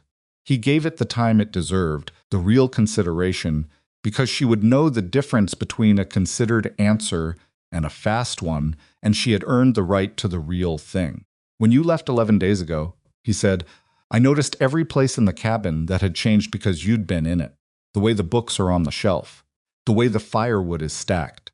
The primer with Adeline's notes and your notes in the margins beside them. He stopped. That's not a hole where someone used to be. That's you, specifically. In this specific place. He met her eyes. There's room for you. There's been room for a while. I just didn't know if you wanted it. She was quiet for a long moment. I want it, she said. I'm scared of it, and I want it. He stood up slowly. He came around the table. He didn't reach for her. She was holding Maisie, and the moment wasn't about that anyway, wasn't about gesture or drama. He stood in front of her, and she looked up at him, and he said, Then here's what I want to do. I want to wait until the roads are completely clear and your contract is settled, and you've had the time to know that you can walk away from this if you choose to.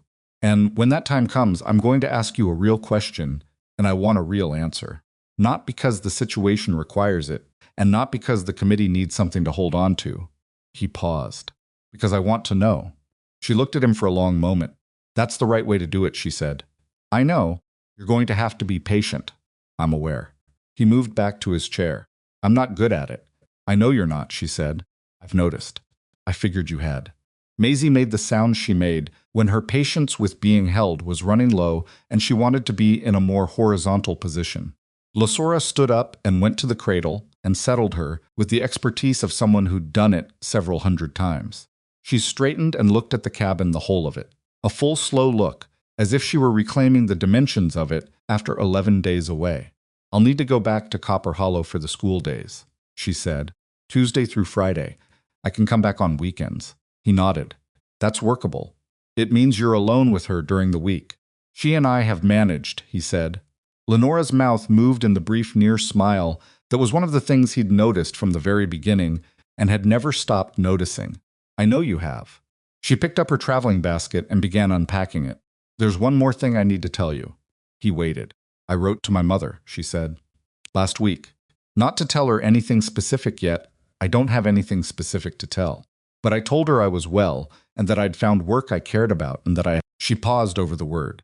People. That I had people. She pulled out a wrapped bundle and set it on the table. She wrote back faster than I expected. The letter was waiting at the Halversons when I arrived. What did she say? Lenora unfolded the wrapper. Inside was a small knitted blanket, pale yellow, clearly made by someone who knew what they were doing and had made it quickly and sent it immediately. She said she was glad. She said she'd made this for Maisie when she heard about the baby. She didn't ask questions. She picked up the blanket and held it for a moment. She never asks questions. She just sends things. He looked at the blanket. He thought about a woman in Boston sitting with needles, makings in yellow she'd never met, making something she'd never met because her daughter had said the word people and meant it. She sounds like someone I'd like to know, he said. You might, Lenora said. Someday. She said it without looking at him, but she said it, and it landed in the room with the particular weight of a thing that has been considered before being spoken. He let it land. Didn't touch it. Just let it be there. Spring came the way it always came to Blackstone Basin, aggressively and imperfectly, warm days alternating with cold ones, the mud making every path impassable in a different way from the snow, the livestock restless with the seasonal shift and requiring twice the attention. Gideon expanded the fence line on the east pasture, a job he'd been putting off since before the winter. He did it in pieces in the hours Maisie was sleeping, working until the light gave out and coming inside with his hands wrecked, and his back complaining, and a sense of forward motion that had been absent for months. He sent Lenora a letter every Tuesday when she was in Copper Hollow. Nothing grand. Just the week what had happened, what Maisie was doing, what was changing on the land.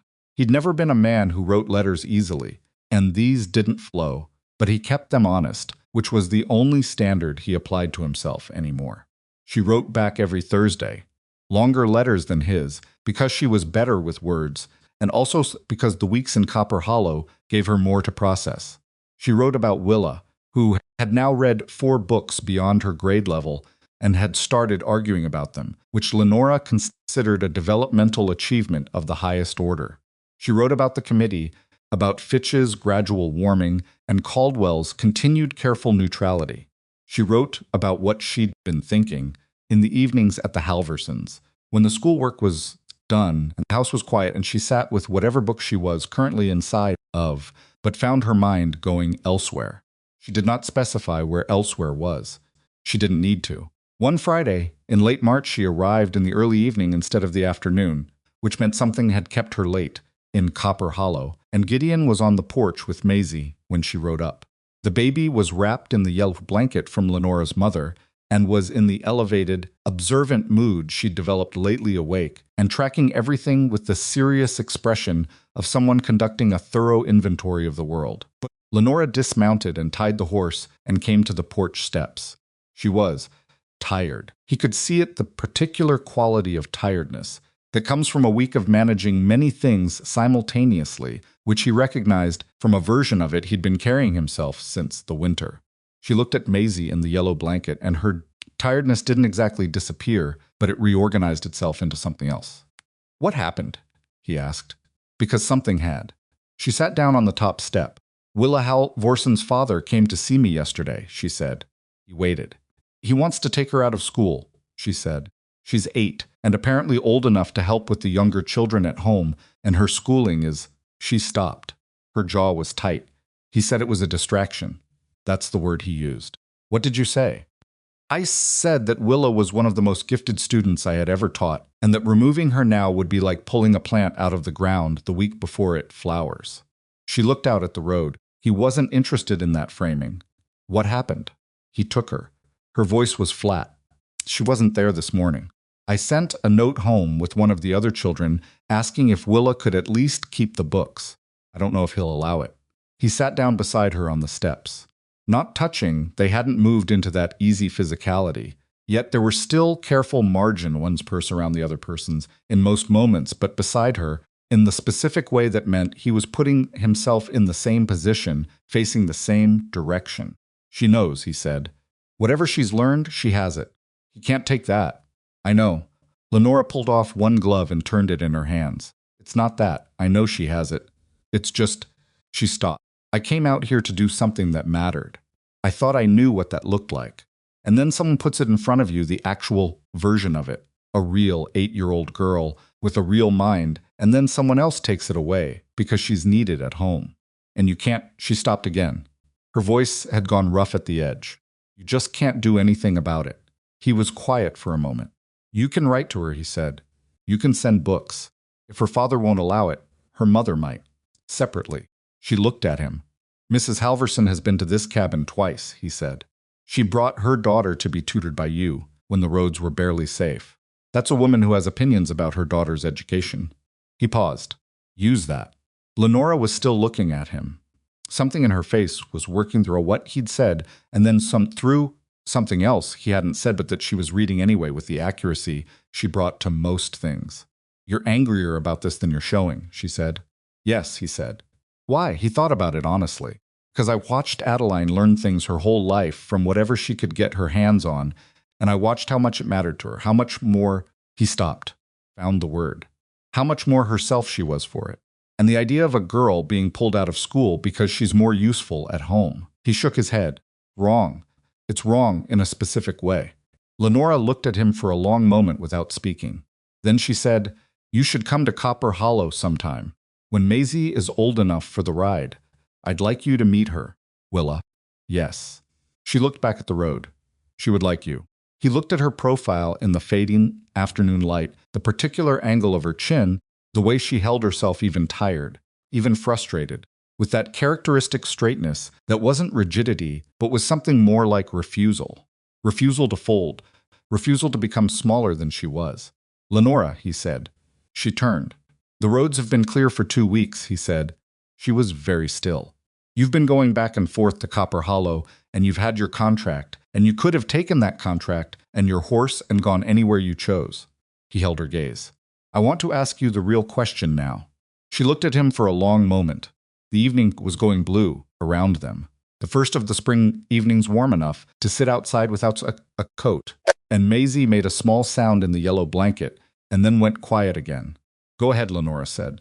He had thought about how to say this. He'd been thinking about it. In the quiet way, he thought about things he cared about for weeks. He hadn't rehearsed it into something polished, because polish wasn't the point and she would have known the difference. I'm not asking you to replace anything, he said. I'm not asking you to become something that fits a shape I've already got. I know who you are. I've been watching who you are since the night you walked in here half frozen and took over my kitchen, and I'm asking you because of that, not in spite of it. He paused. I'm not a simple proposition. I have a baby and a ranch and a grief I'm still working through, and I'm difficult when I'm scared, and I don't ask for help the way I should. You know all of that. Another pause. I love you. I've been aware of it for a while, and I didn't say it before because you asked me not to make the case. And I wasn't going to, but you asked me to ask a real question, and this is the only real question I have. He reached into his coat pocket. He'd been carrying it for 3 days, waiting for the right moment, aware that with her there was no right moment. There was only the honest one. He held out his grandmother's ring. Simple gold, thin band, worn smooth at the edges from decades of daily life. Marry me, he said. Because you want to, not because of any of the other reasons. Lenora looked at the ring. She looked at it for a long moment, long enough that he felt the weight of the question he'd asked, felt it fully, as a risk, as something that could go either way, as something real. Then she reached out and closed his hand around the ring. He felt his chest drop, and then she said, Not yet. He looked up at her. I'm not saying no, she said. Her voice was even and clear and entirely serious. I'm saying I want to go inside and put Maisie to bed, and then I want to sit with you at the table, and I want you to ask me again in 10 minutes, because I want it to happen inside the life we've actually been living, and not on the porch as a gesture. She met his eyes. Is that all right? He looked at her for a moment. Something moved through him that he didn't have a name for warmth and exasperation, and something that was almost laughter. Yes, he said, that's all right. She stood up. She took Maisie from him with her free arm and went inside. He sat on the porch for a moment, with the ring still in his closed hand. The evening had gone the color of something ending well, not spectacular, not dramatic, just the genuine blue of a spring sky doing what spring skies do. He got up and went inside. He put the kettle on. He helped Lenora settle Maisie into the cradle with the yellow blanket tucked around her. He sat down at the table across from Lenora in the place that had been his and hers and the space between them for months. She looked at him across the table, with her hands folded in front of her and her eyes completely steady. He opened his hand. The ring sat in his palm, worn and plain and real. Lenora, he said. Yes. she said again. He stopped. I hadn't finished. I know, she said. I didn't need you to. He looked at her for one long moment. And then, for the first time in months, in what felt like longer than that, he smiled, not the redirected, almost smile he'd been catching and suppressing since December, but the real version of it, unguarded and complete. She didn't smile back. She just looked at him with the expression he'd first glimpsed on the afternoon. Maisie had grabbed his finger, the one that lasted a second longer than necessary. Except this time it didn't stop. He reached across the table and put the ring in her hand. She looked at it for a moment. Then she put it on. Fit almost exactly. Not perfectly, nothing about any of this had been perfect, close enough that it settled on her finger with the solidity of something that belonged there. Outside, the spring night was doing what spring nights do in Montana, when the worst is over and the land is coming back to itself quietly, without ceremony, without asking anyone's permission. Inside, the fire held. Maisie slept in her yellow blanket, and two people who had arrived at each other through blizzard and grief and stubbornness, and a baby who refused to give up sat at a kitchen table in the full knowledge of everything they were taking on, and chose it anyway. They married on a Saturday in May. Not in a church. There was no church in Blackstone Basin, and neither of them proposed traveling to Copper Hollow for the occasion, partly because the road was unreliable that time of year, and partly because neither of them was the kind of person who needed a building to make something real. Most of its windows were dark. They married in the yard in front of the cabin, with the mud from the spring thaw still present in the low places, and the grass just barely coming up in the high ones, and the mountains visible to the south, for the first time in months now that the haze had cleared. The justice of the peace from the nearest township came out in his good coat and his uncomfortable expression. He was a man who preferred his official functions to occur in official settings and performed the ceremony in about 12 minutes, which suited everyone, including him. Gideon stood in the clothes he had cleaned and pressed for the occasion, which were not remarkable but were his best, and Lenora wore the green dress she'd had in her trunk since Boston, the one she'd told him she'd been saving for a moment that warranted it. Sets and says. He'd seen the dress for the first time that morning when she came out of the bedroom, and the sight of her in it had done something to his composure that he'd managed with effort. The neighbors who came were the ones who'd earned the right to be there. Mrs. Halverson brought Willa, who was not back in school yet. That situation was unresolved and complicated, and Lenora was still working on it through Mrs. Halverson, exactly as Gideon had suggested, but who arrived with the seriousness of a child who understood she was witnessing something significant. She stood very straight during the ceremony and afterwards presented Lenora with a drawing she had made of the cabin, careful and detailed, which Lenora received with an expression that she turned away slightly to manage. Fitch came from the school committee without Caldwell and was genuinely warm in the way that told Gideon the man had privately decided some time ago to be on the right side of this, and was now visibly relieved to be able to show it openly. He brought a jar of honey from his wife's hives and a handshake that lasted longer than handshakes usually do. Greer came from the North property, still slightly transparent in his curiosity, but bringing a practical gift of a repaired fence tool he'd borrowed the previous fall, which was how frontier men expressed genuine goodwill. His wife came with him and held Maisie for 20 minutes and refused to give her back until Gideon needed to, which told him everything about how the wind had shifted in the community since December. Lenora's mother was not there. She was in Boston, and the distance was real, and not bridgeable in the span of a Saturday. But she had sent a letter that arrived 4 days before the wedding, and she had sent with it a set of linen napkins she'd had since her own wedding, pressed and folded and wrapped in paper that had traveled 1,700 miles without being damaged, which Gideon thought was either a miracle of packing or a testament to the postal determination of a woman who had decided to show up the only way available to her. Lenora read the letter privately. She didn't share what it said, but she came out of the bedroom afterward with the particular expression she had when she received something she hadn't let herself expect, and she folded the letter and put it in the cedar chest where she'd begun keeping the things that mattered to her, alongside Maisie's first blanket and the corrected primer, with both her and Adeline's handwriting in the margins.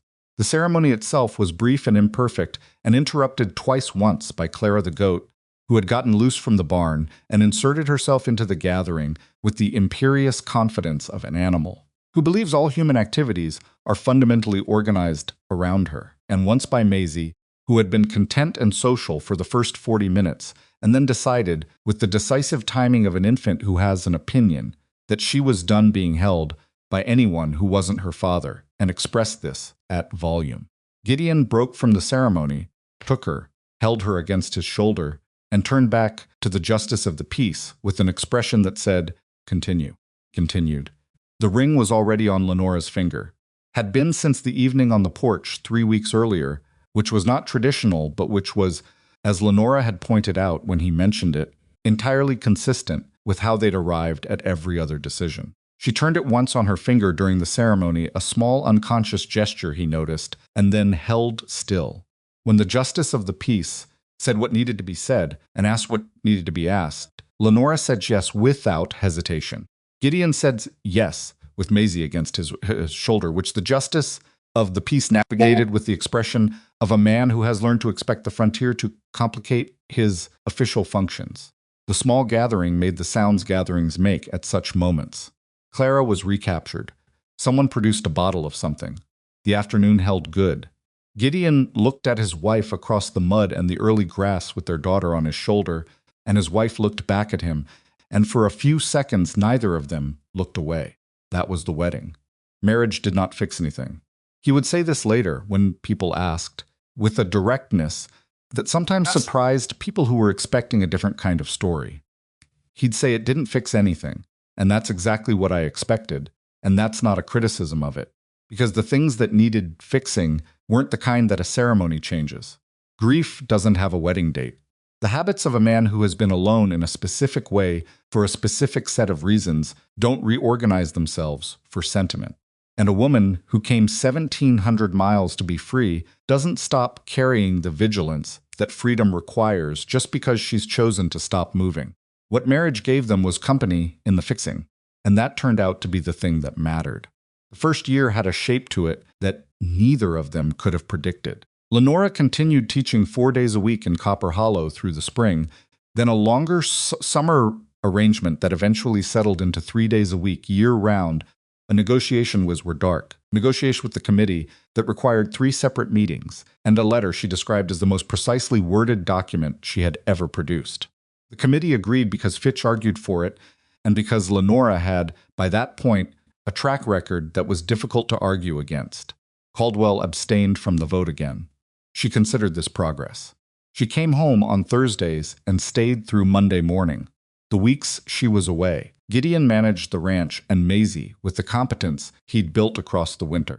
Imperfect but functional, increasingly confident in a way that showed in small things, the way he held Maisie when she was upset, the way he didn't panic when she ran a mild fever in April, the way he'd started talking to her continuously throughout the day, in the manner she'd responded to, from the beginning, a running account of everything he was doing and thinking that would probably embarrass him if he'd realized how often he did it. Maisie grew. This seems like a simple thing to say about a baby, but it wasn't simple to live through. Every week she was different in some way that was both expected and astonishing. New sounds, new expressions, new capabilities that arrived without announcement and were then immediately taken for granted as though they'd always been there. Most of its windows were dark. At 4 months, she was holding her head up with the determination of someone who has decided that looking around is important work. At 6 months, she was grabbing at everything within reach with an indiscriminate enthusiasm that required constant vigilance and rearrangement of surfaces. At 8 months, she pulled herself upright, holding the edge of the cradle, and stood swaying with an expression of pure stunned triumph. Gideon had been across the room. He crossed it in about 2 seconds and crouched in front of her, and she looked. Windows were dark and from her standing position, with the expression of someone who has just discovered something magnificent about themselves. And he said, "I see you," which was not profound but was what came out. And Maisie responded by immediately sitting down hard on her cushioned bottom and looking surprised. He told Lenora that evening in the letter he wrote, every Tuesday without fail, 12 months into the marriage and still writing, because it turned out the habit hadn't ended with the courtship. The letters had shifted, in tone less careful, more fluid, the kind of writing a person does when they've stopped worrying about what impression they're making and started just saying things. But they continued. She'd mentioned once that she kept them. He hadn't asked where. Some things you just know. She came home that Thursday, and the first thing she did, after Maisie and after taking her coat off, was crouch in front of the baby and hold out her hands and say, "All right, show me." Maisie stood, wobbled, held the edge of the low chair for 2 seconds, and then let go and stood free for approximately 1 second before sitting down again, considerably more deliberately, this time. Lenora's face did the thing it always did for Maisie, that open, unguarded quality, the part of her that never got managed or composed, the part that arrived every time without permission. She picked the baby up and held her up, at arm's length, and Maisie grabbed at her face with both hands with the possessive confidence of someone who has established ownership. "You did that on purpose," Lenora told her. "You waited for me." Maisie did not confirm or deny this. The hard parts came in between. In June, Gideon had 3 days when the grief came back fully, not in the managed, adjacent way it had been living in him through the winter and spring, but directly, sharply, without warning and without apparent cause. He was mending fence on the north property on a Tuesday, a task requiring enough physical work to keep his body occupied, but not enough mental work to keep everything else occupied. And something about the quality of the afternoon light on the grass was exactly the light Adeline had always said was the reason she loved early summer, and he sat down on the ground beside the fence line and stayed there for a while. He didn't tell Lenora immediately. He told himself he was protecting her from it, that this was his grief and not hers to manage, that she had enough. He told himself this for about 4 days. Then she asked him plainly what was happening with him, because she had noticed, and she wasn't going to pretend she hadn't. And he told her. She listened. She didn't try to fix it. She didn't compare herself to Adeline or get defensive or offer him the kind of comfort that is really about the person giving it. She just listened, and when he finished, she was quiet for a moment and then said, "That light does something to the grass that she probably knew about for years, before you noticed it." "Yes," he said. "Tell me more about that," she said. "About how she knew things about this land that you had to learn." He talked for a long time. Lenora listened.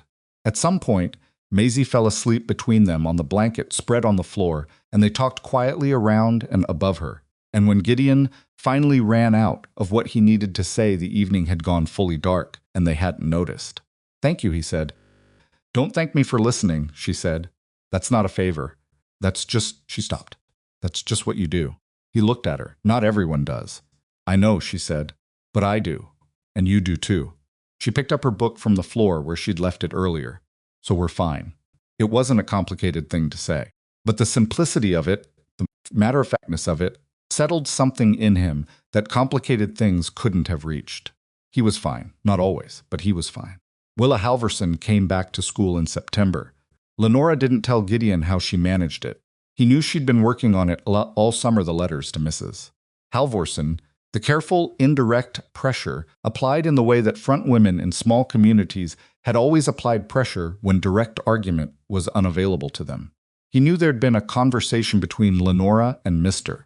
Halverson that Lenora described only as productive, which he interpreted accurately as meaning she had found the argument he could accept, which was a different argument from the correct one, but arrived at the same place. Willa came back in September with the look of a child who has spent a summer being useful at home and being furious about it and has decided to learn everything as fast as possible in case anyone tries to stop her again. She finished 2 more books by October. Lenora sent a note home each month to Mrs. Halverson, addressed to her specifically, detailing exactly what Willa was accomplishing. Not for Mr. Halverson, for her mother. The kind of record that could be produced if it ever became necessary. Gideon read one of these notes by accident. Lenora had left it on the table, and he'd picked it up, thinking it was something else. He read 3 sentences before he realized what it was, and he put it down and said nothing. But he thought, not for the first time, that Lenora Thorne was very possibly the most strategically effective person he had ever known, and that she deployed it entirely in the direction of things that deserved it. He told her this one evening in October. She looked at him over the book she was reading. "Did you just call me strategic?" "Yes." "Is that a criticism?" "It's an observation." She went back to the book. Then Willa told me today that she wants to be a teacher. He looked at her. She was still looking at the book. She told me, Lenora said, because she's seen that it's possible, that a woman can come out here and teach and have a life at the same time, that it's not one or the other. She turned a page. She's 8 years old, and she's already done the math. He sat with that. You're the math she's doing. I know, Lenora said, simply, without false modesty, but without performance either. Just acknowledging a fact she'd looked at clearly. He thought about what it meant that a girl in a small basin in Montana was watching his wife and doing math about her own possible future. He thought about all the things that had to happen for that equation to exist. The blizzard, the frozen road, a jar of goat's milk, and a door opened at the right moment. The way things that feel like accidents have consequences that go so far forward you can't see the end of them. He didn't say any of that. Some things you just carry. In November, Lenora told him she was pregnant. She told him on a Tuesday morning before he went out to the barn. Standing, its windows were dark, standing in the kitchen with her coffee, and an expression that was carefully balanced between the things she was feeling, which were, as he would eventually understand, approximately equal parts joy and fear, and the particular complicated arithmetic of a woman who has her own history and her own terms, and is now about to encounter something that will require renegotiating all of them. He stood in the kitchen doorway with his coat half on and didn't say anything for a moment. Say something, she said. I'm thinking, he said. About what? About whether I'm allowed to be as happy as I am right now. He finished putting on his coat, because it seems he stopped. Tried again. Last time, he said carefully, I was this happy about this news, and then, I know, she said, I'm not. He looked at her. I'm not comparing. I'm just scared. Yes. She set her coffee down. She crossed the kitchen and put her hands against the front of his coat, not an embrace, just contact, steady and deliberate. Me too, she said. I'm scared too. That's all right. He put one hand over both of hers. We'll be careful, he said. We'll be careful, she agreed. And we'll get Dr. Morrow involved early, and we won't be alone in it. She met his eyes. That's what's different this time. We are not alone. He held her gaze. He nodded. Now go feed the livestock, she said. They don't know about any of this, and they won't accommodate your feelings. Almost laughed. He went to the barn. He stood in the barn for a few minutes before he started the work, just stood in the animal warmth of it, with his hand against Clara's flank. The goat had achieved, over the past year, something approaching détente with him, which he considered one of his underrated achievements, and he breathed, and he let himself feel what he was feeling, which was enormous and complicated and real. He went back to work. The pregnancy was not easy. Lenora was sick in the mornings through the first 3 months, in a way that was serious enough that she cut back her days in Copper Hollow to 2 and asked Mrs. Halvorson to cover the other sessions, which cost her something, not the work itself, but the asking, the admission that she needed the coverage, the having to let someone else carry part of it. She did it without excessive complaint, but Gideon could see what it cost, and he didn't try to tell her it was fine or that she shouldn't care.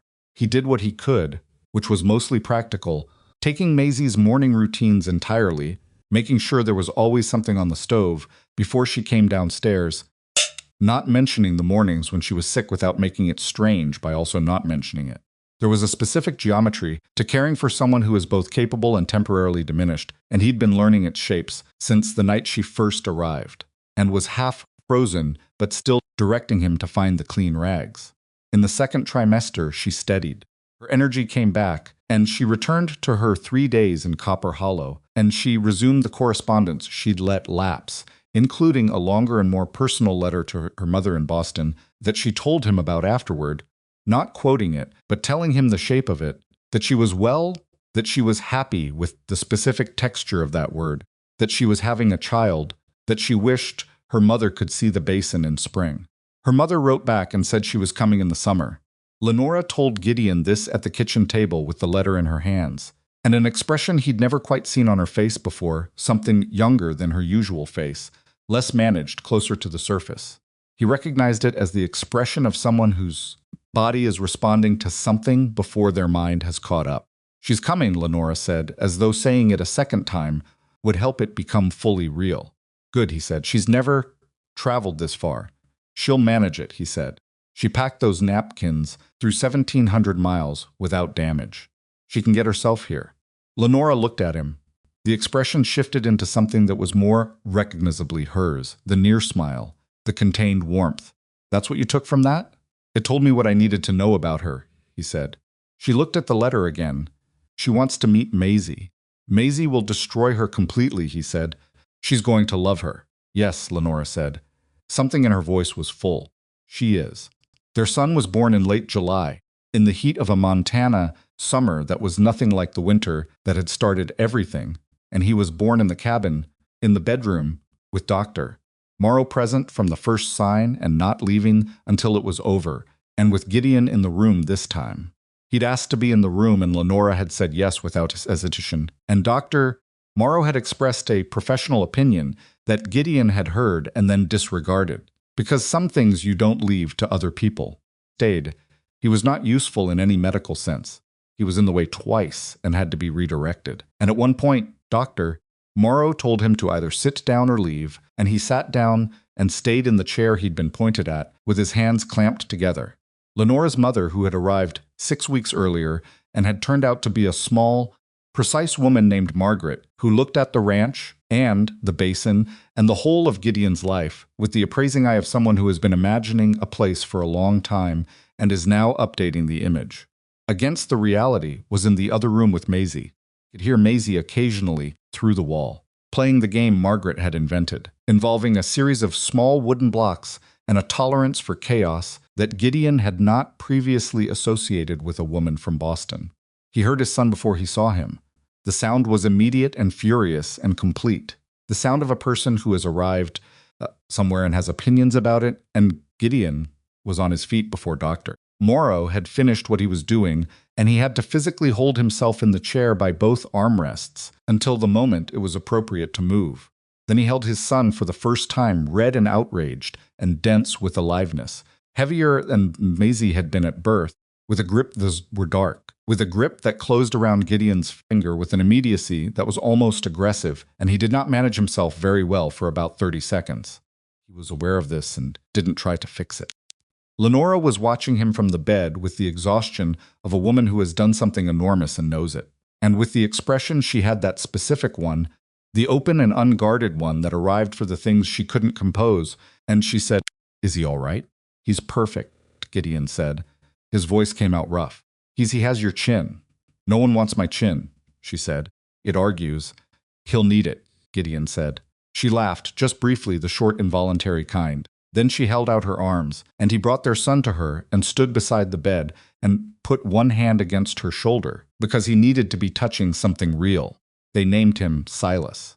After nobody in particular, it was just a name they'd agreed on in the spring, sitting at the table with Maisie, between them going through options the way they went through everything, talking, until they found the thing that felt right. Silas Thorne.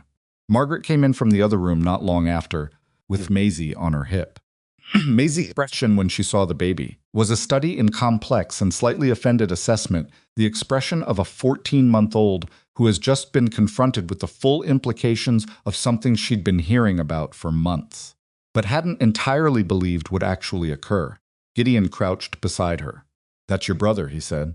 Maisie looked at the baby, looked at Gideon, looked at Lenora, looked at Margaret, who was of no help.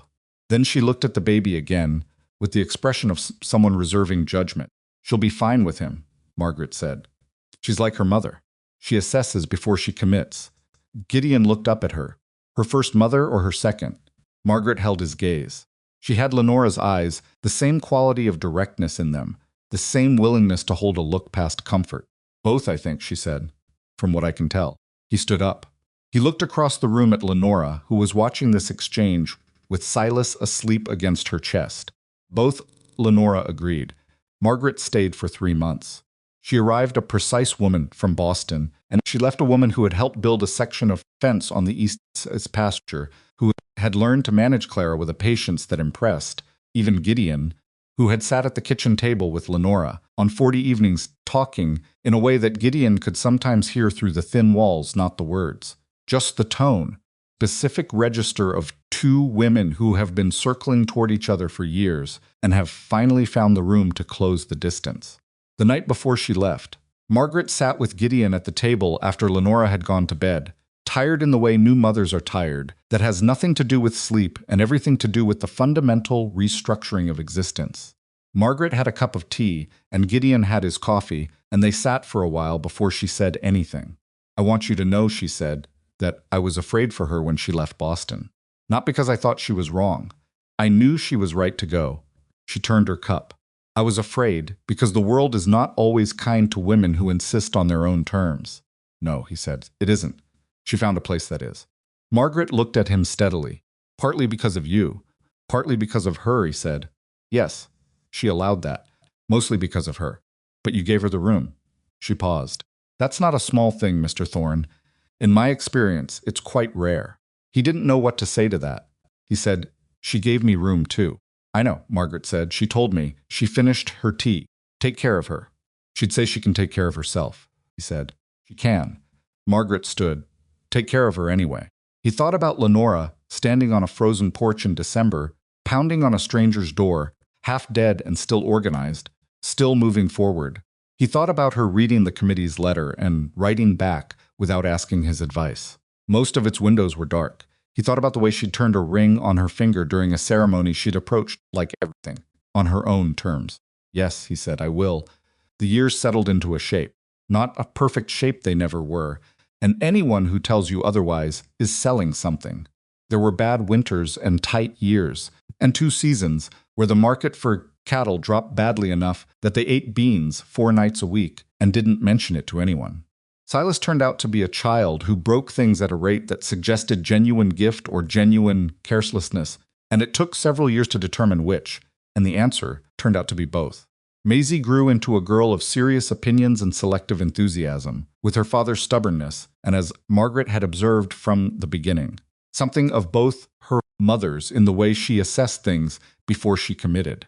Lenora taught until Silas was old enough for school, and then she took him with her, which was not conventional, but which the Copper Hollow School Committee had stopped arguing with Lenora about years earlier, having accumulated enough experience to know which battles were worth the energy. She taught Willa Halverson until Willa was old enough to go to the college in the eastern part of the territory, a development that Lenora had been working toward for 6 years, with the patient strategic thoroughness of someone who plans ahead and doesn't announce the plan. The day Willa left for college, Lenora came home from seeing her off with red eyes that she didn't explain and didn't need to explain.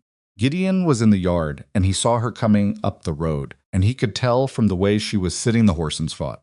And he met her at the post and helped her down, and she put her forehead against his shoulder for about 30 seconds without saying anything. He didn't say anything either. He'd learned over years that some things didn't need narration. She lifted her head. "She's going to be extraordinary," she said. "Yes," he said. "You made sure of it." She made sure of it herself. "You gave her the room," he said. She looked at him. Then she almost smiled, and after 9 years, he could tell the difference between almost and full, and this was tending toward full. "That's something you said to me once," she said. "I know," he said. She went inside. He stood in the yard for a moment. The land was doing what it did in September, the particular gold of late afternoon, on grass that is going dry at the edges, the shadows of the mountains beginning to reach. The basin was quiet in the specific way it was quiet in shoulder seasons, between the heavy work of summer in Sincine summer and the heavy work of winter. He looked at the old cabin. They'd built a larger house the year after Silas was born, nothing grand, just larger, more rooms, better insulated, a proper kitchen with a second window that let the afternoon light in the way Lenora had always liked. The old cabin stood separate, 20 feet away, structurally sound but empty of permanent habitation. They'd talked about using it for storage. Lenora had suggested something else. He'd thought about it for a week and then said yes. It was stocked now. Had been for 2 winters running. Firewood stacked inside, not just outside, so it was dry regardless of what fell. Blankets in the chest. Flour, salt, dried beans, lamp oil, a month's worth of basics for a small family. A note on the inside of the door, in Lenora's handwriting, that said, simply, "Take what you need, tell the Thorns if you can." They'd used it 3 times in 2 years. A family caught traveling in an early snow and too far from shelter. A man alone, horse lame in November. A woman with children situation Gideon hadn't asked about because some questions belonged to the person being asked and not to the person providing shelter. Each time, whoever had stayed had left the place clean and the blankets folded, which he took as a statement about what people are like when you treat them decently. Each time, he and Lenora restocked it without discussing it. There was an evening, in the 10th year Maisie was 11, Silas was 9, the ranch was running better than it ever had. Most of its windows were dark. The school in Copper Hollow had a second teacher that Lenora had helped select when they went up to the hillside together at dusk. They didn't plan it. He'd mentioned after supper that the light was right, and she'd put on her coat, and they'd told Maisie she was in charge, which Maisie took with the officious gravity of an eldest child who has been waiting for this authority, and they'd walked up the hill without the children. The basin was below them in the last of the light. The ranch had expanded at the edges since the first winter new fencing, a second outbuilding, Clara's replacements in a larger pen. The old cabin was visible from up here and the light in its window. They'd started leaving the lantern burning whenever weather came in. It had become habit, then practice, then intention. The same way most things that matter become what they are not announced, just done, until one day you realize it's who you are. Lenora stood beside him with her hands in her coat pockets and looked out over the basin. "I've been thinking about something," she said.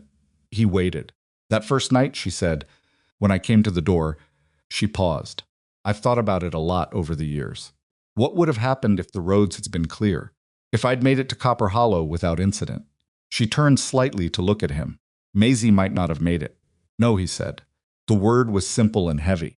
"And I would have taught at Copper Hollow, and you would have—" She stopped. "I don't know what you would have done." "I don't know either," he said. "I think about that," she said. "Not because I'm glad it happened the way it happened. Because how it happened was terrible. I'm not glad a blizzard nearly killed me, and I'm not glad you lost Adeline, and I'm not going to tell you that suffering was necessary for something good." Her voice was direct and clear, the way it always was, when she was saying something she'd thought through carefully. "But I think about the fact that something terrible and something that saved us were the same event, and I don't know what to do with that." He looked at the light in the cabin window below them. "I think," he said slowly, "that it doesn't have to mean anything beyond what it is, which is that it happened, and we're here." He paused. "And whoever is down there in that cabin tonight, in the warm, with enough food, not alone, that's what we do with it." Quiet for a moment. Then she said, "That's the right answer.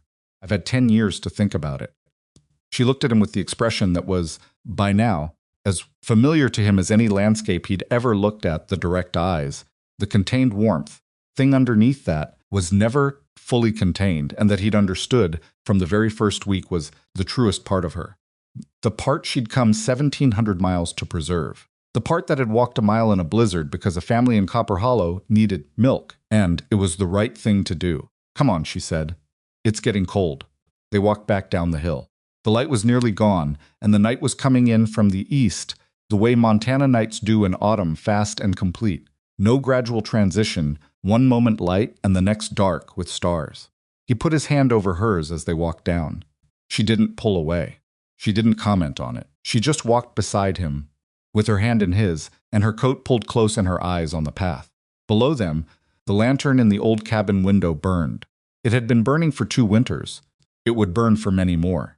And the people who found it cold lost, at the end of their particular rope, most of its windows were dark. Whatever combination of circumstances had brought them to the edge of a stranger's land in the dark, those people would see the light, and they would think, someone is home, and someone would be. That was what they'd built. Not just the fence line and the outbuilding and the expanded school in Copper Hollow and the 10 years of letters that still existed in the cedar chest.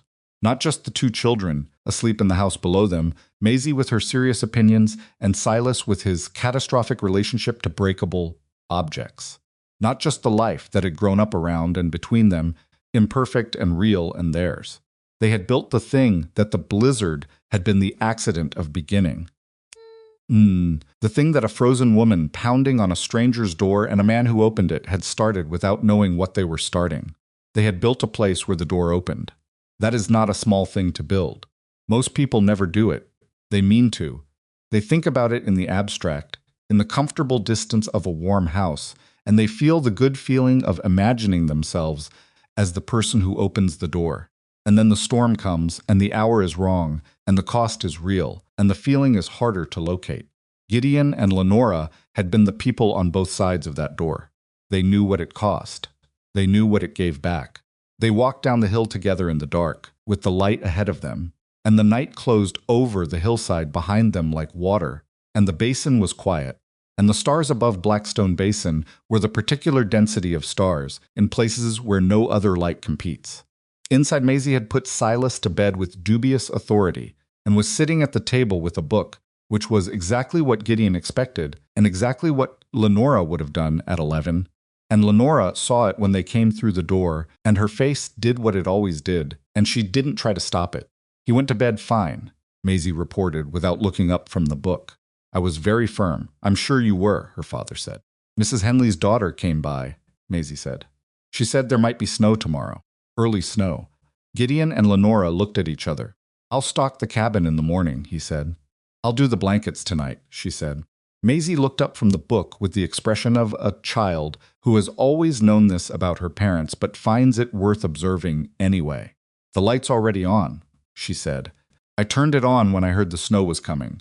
She looked at her father, then at her mother, with the direct, steady look of a girl who has grown up watching two people do things without being told. That's what we do, isn't it? Lenora crossed the room and put her hand on her daughter's head, not elaborately, just contact, steady and brief. Yes, she said. That's what we do. The fire held. The lantern burned.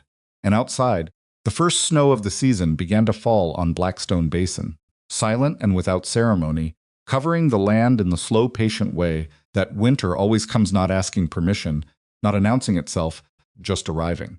And the light stayed on,